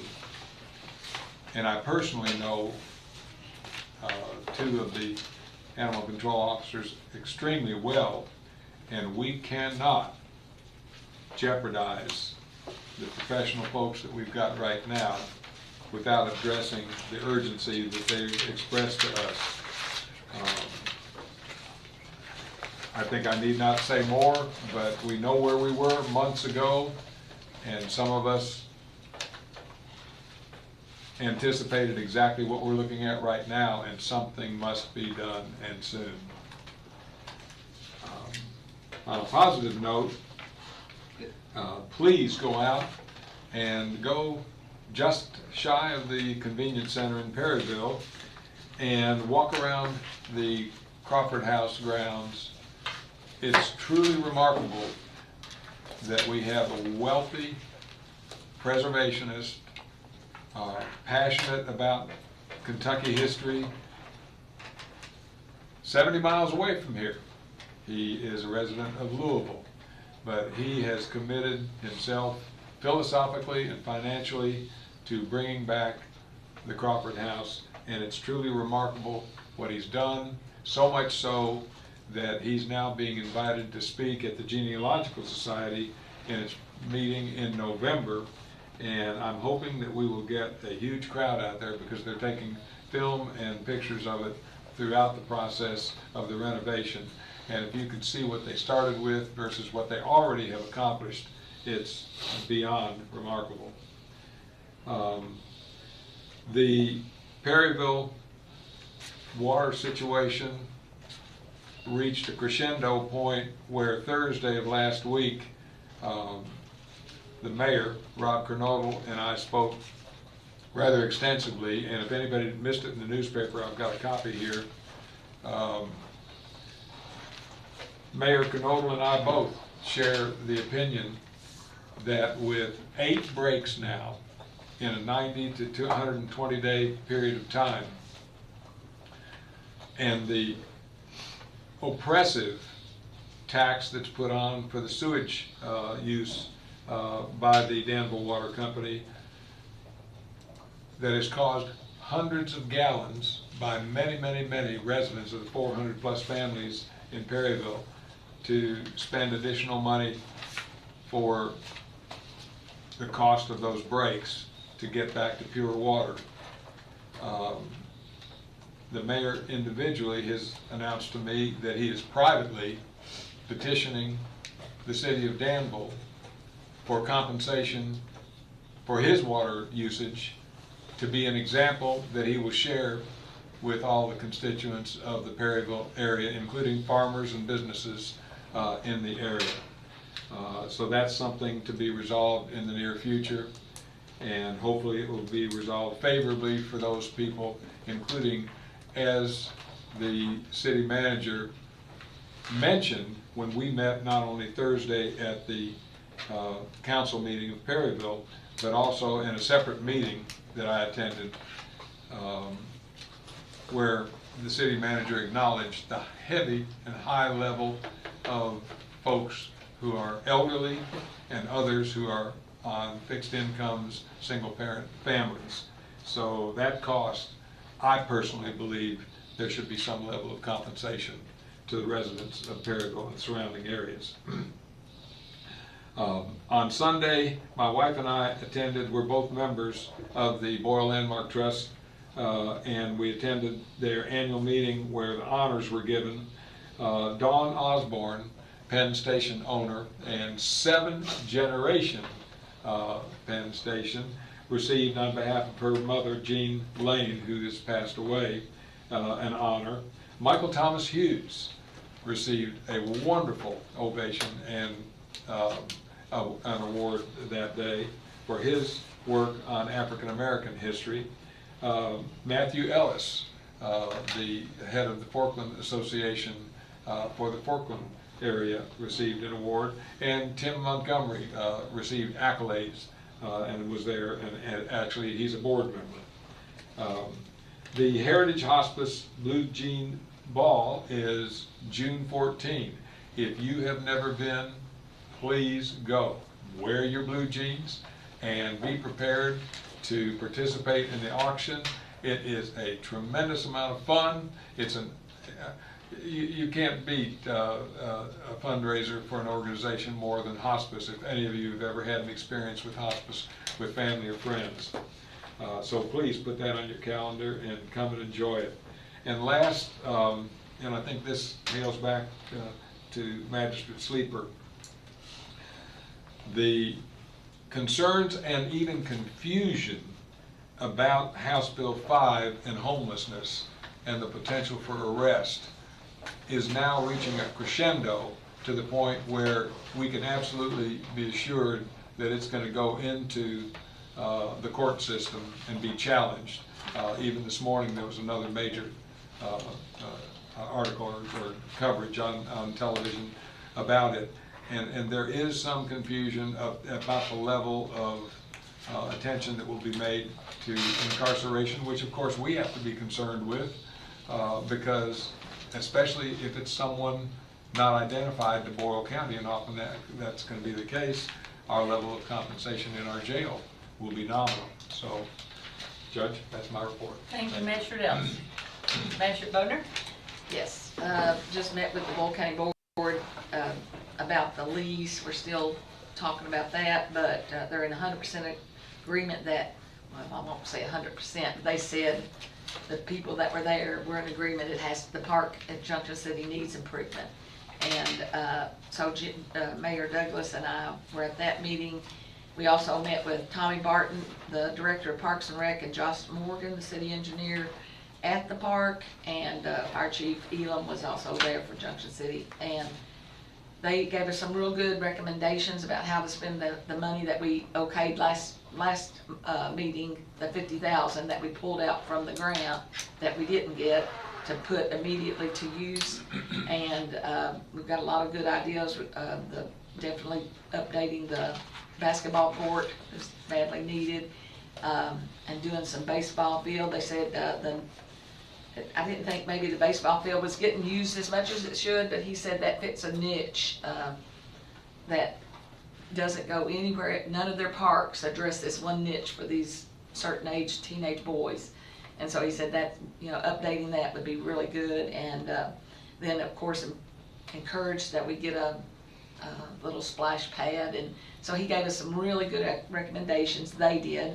And so we are taking that into advisement. And Mayor Douglas is making a committee for the Junction City Park improvement. And he's getting a separate account for Junction City Park. So he'll have a different line just for that. So, and so we've done all that. I wanted to tell Sheriff Bottom that I've seen more sheriff deputies in my area than the 49 years I've lived there recently, and not in a blue light way, just in a going through than I have all these years. And I really appreciate that he's going through that area, and they're going through more than one person's been through there. So we've lived there 48 years, 49 years, and it's good to see them just visible. Do they have a chief over there yet? Excuse me? Do they have a new chief yet? Yes. Okay. I mean, yes, they have a chief of police at Junction City. You're talking about? Yeah. Yes. Okay. I can't think of his name. I know it. That's okay. I It's just hadn't gone. heard, so It'll come back. But Junction City, I went to the Junction City Fire Department breakfast. Got to see Mayor Douglas. They said more of me than he wants, I'm sure. So a lot more. Well, that's good. You don't know how good he's got it, hasn't he? And I went to the airport. So we had that breakfast. Then we went to the airport, and that was really nice. I got to talk to Mr. Quayle, and he's showed us around a little bit. It's really interesting to hear, about the money they're getting from the $20 million that the newspaper. I hope everybody got the newspaper article in Danville where the $20 million are going to be spent here in Boyle County. It's showing the exact places that it's going. So, and the airport's getting some of that, so I'm glad of that. Then had a wedding. My mother's had a big wedding for her grandson up at that house, so we had a busy weekend. And the one thing I'm still working on, which I've got a partial list of names for groups, for a group of people to support Junction City. And so I've got some real good names, and once we get that going, I'll tell you more about that. But that's a really big goal. I see a lot of support for Perryville, a lot of support, everything, just Perryville. And we don't see that at Junction. And it's going to take a grassroots effort in Junction City besides just me. I feel like I'm beating the doors down and constantly frustrated, and I need some support. And I want to gather the people there that it's going to affect the most. And I'm going to get them with me, and I know the people. I have lots of contacts, and they'll do it. Some have already, yes, come in. So we're going to start that for that area. I feel sad that Junction City doesn't have all those old hotels and that. A lot of the history there. There's a lot of history, as Karen Lowe can tell us. And I want to see that we all support that in the county too. So that's my goal. And I'm not gonna talk about the bike park yet until everybody gets a copy of this letter. But, you know, there's some good things to talk about that too, but we'll wait on that. But Would you like to put on the agenda for the next meeting to discuss Yeah. the letter? That'd be good. Okay, all right, we'll have that put on the agenda then, that way. Judge, and I did miss one thing. Aaron Gibson would like to be on a future agenda because he now has an extraordinary statewide responsibility. And we talked last night, and when we fit him in. The chief of police is Elder. His last name is Elder. Oh, I did hear that, yes. Now that you said the name, I do remember hearing that. Okay. All right, thank you, Master Bowner. Has Mayor Douglas shared with you kind of like their budget and what they have in the bank and what they have left over and how much they're gonna start contributing to stuff? Yes, absolutely. We've got a lot of things going on, and he's kept him up to date. Well, I'm gonna wait till his committee. I don't want to go ahead of them, but yes, he's committed to it. Yeah. Absolutely. We had talked before, I want to make sure you, and this is good that we've aired in public too. The fiscal court about 2 years ago gave $1.4 million to Junction City to repair the water system. Just like we did to the Danville water system. They got 1.326, what was it? So that meant it went to the whole entire county, right? Well, no. The whole entire county's water. Don't ask me a question and cut me off. The specific amount we sent to Junction, because we did it to Perryville, we also did it to Parksville. Right. Was 1.4 million to Junction, which directly helps the residents where they didn't see as huge of an increase to fix the water issue out there. Right. So the fiscal court has helped Junction City immensely within just the last couple of years, so. So you could say that they helped the entire county with that funding, right? We helped Perryville had an issue. Yes. But your comment to me was that we've not done anything for Junction City. We've not done anything that's. I'm just correcting your comment. If we don't ask, we don't get. So if we don't ask, we don't get, right? Of course. So that's what I'm doing. And it's important to understand that Perryville has a very well-organized group of people that are making sure things are happening in Perryville. Right. So let's not down Perryville every time. No, she didn't. Did I down Perryville? No, she did not. Well, it's always like, Perryville's doing this, Perryville gets this, Perryville gets that. I told it. Perryville has a good, well-organized group of people that are in the forefront. Now, I applaud what you're trying to do, but let's focus on Junction City and not, because to me, it sounded like it was like it's always. Excuse me, Perryville, if I have sounded that way. I've You told have not, everybody no. that I am jealous of Perryville. No. They have a wonderful thing they get attention and they've gotten all this money coming into them. I want that for my area, and you have to admit, if there is not anywhere near the kind of money that goes into Perryville going into Junction. And like you say, we don't ask, you don't get. Right. So we've got to bring awareness first. And once everybody's aware of it, and then I realized I can't just yell and holler about it.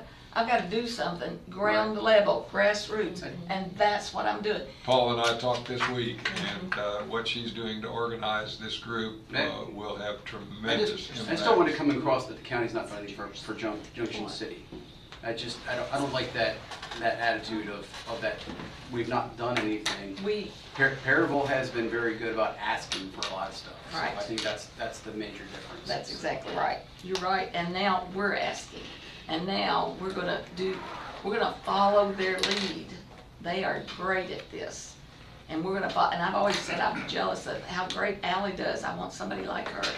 I love that they've got the history. And I've got, they've got all this stuff going for them that I want for my district.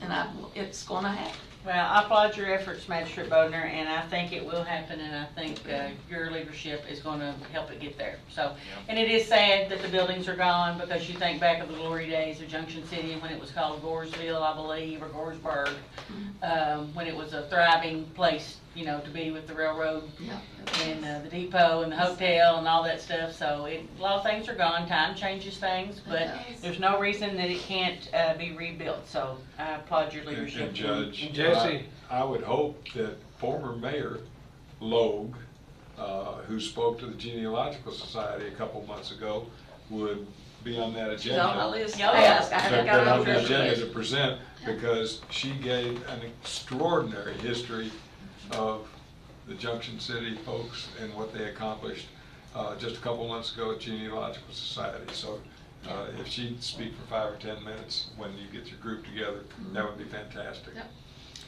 All right, thank you all for your reports. County Attorney, do you have any comments? Oh, I attended the Casa Gala this past weekend. It's their #1 fundraiser, yearly fundraiser. It was nice, and just want to remind everyone that it's May 30th through June 1st is the Great American Brass Band Festival, so it's going to be here before we know it. That's it. Thank you, sir. All right, Julie, do you have any? Do not. Okay. Darlene, do you have anything else? Okay. Two things that I have real quick is in December, the second meeting of the month. I have my calendar up here and now it's gone. Okay. Second meeting of the month falls on December 24th, which is a holiday and the courthouse is closed according to the administrative code. As far as holidays are concerned, you're supposed to pick the immediate next day for the meeting, which happens to be December 25th, Christmas Day. So that's not going to work out. I have 2 recommendations, and then I'll leave it up to you, whatever you want to do. We can meet on the Thursday preceding the 24th, which will be December 19th. Our first fiscal court meeting will be on December 10th, so that's a week and 2 days later we'll be meeting again. Or we can meet on the 23rd, which I don't think is ideal, probably because a lot of people will be traveling, going out of town, and some may even be gone as early as the 19th. But I will leave it up to you all. We need to make a decision so that we can get it put on our calendar. And I would think the 19th would be Yeah, most appropriate. I agree. okay, so can I have a motion, because So moved. that will then make it a special called meeting because we're changing the date. 19th, yes. Okay, I have a motion from Magistrate Gay, a second from Magistrate Slipper. Is there any discussion on changing the second December meeting date to December 19th? Seeing none, all those in favor of the motion signify by saying aye. Aye. Any opposed, nay? Motion carries. Thank you. And then I just want to give a shout out to the city for their new wayfinding signs. I don't know if any of you all saw them coming in on the Viaduct and other places in town, but they look really nice, and it does help direct where things are. So shout out to them for providing those new signs. And then I'll take a motion to adjourn, and as requested by Magistrate Harmon, we would like to adjourn in memory of Ray Severty. So moved. Have a motion by Magistrate Gay, second by Magistrate Harmon. All those in favor signify by saying aye. Aye. Any opposed, nay? Motion carries. We're adjourned. All right.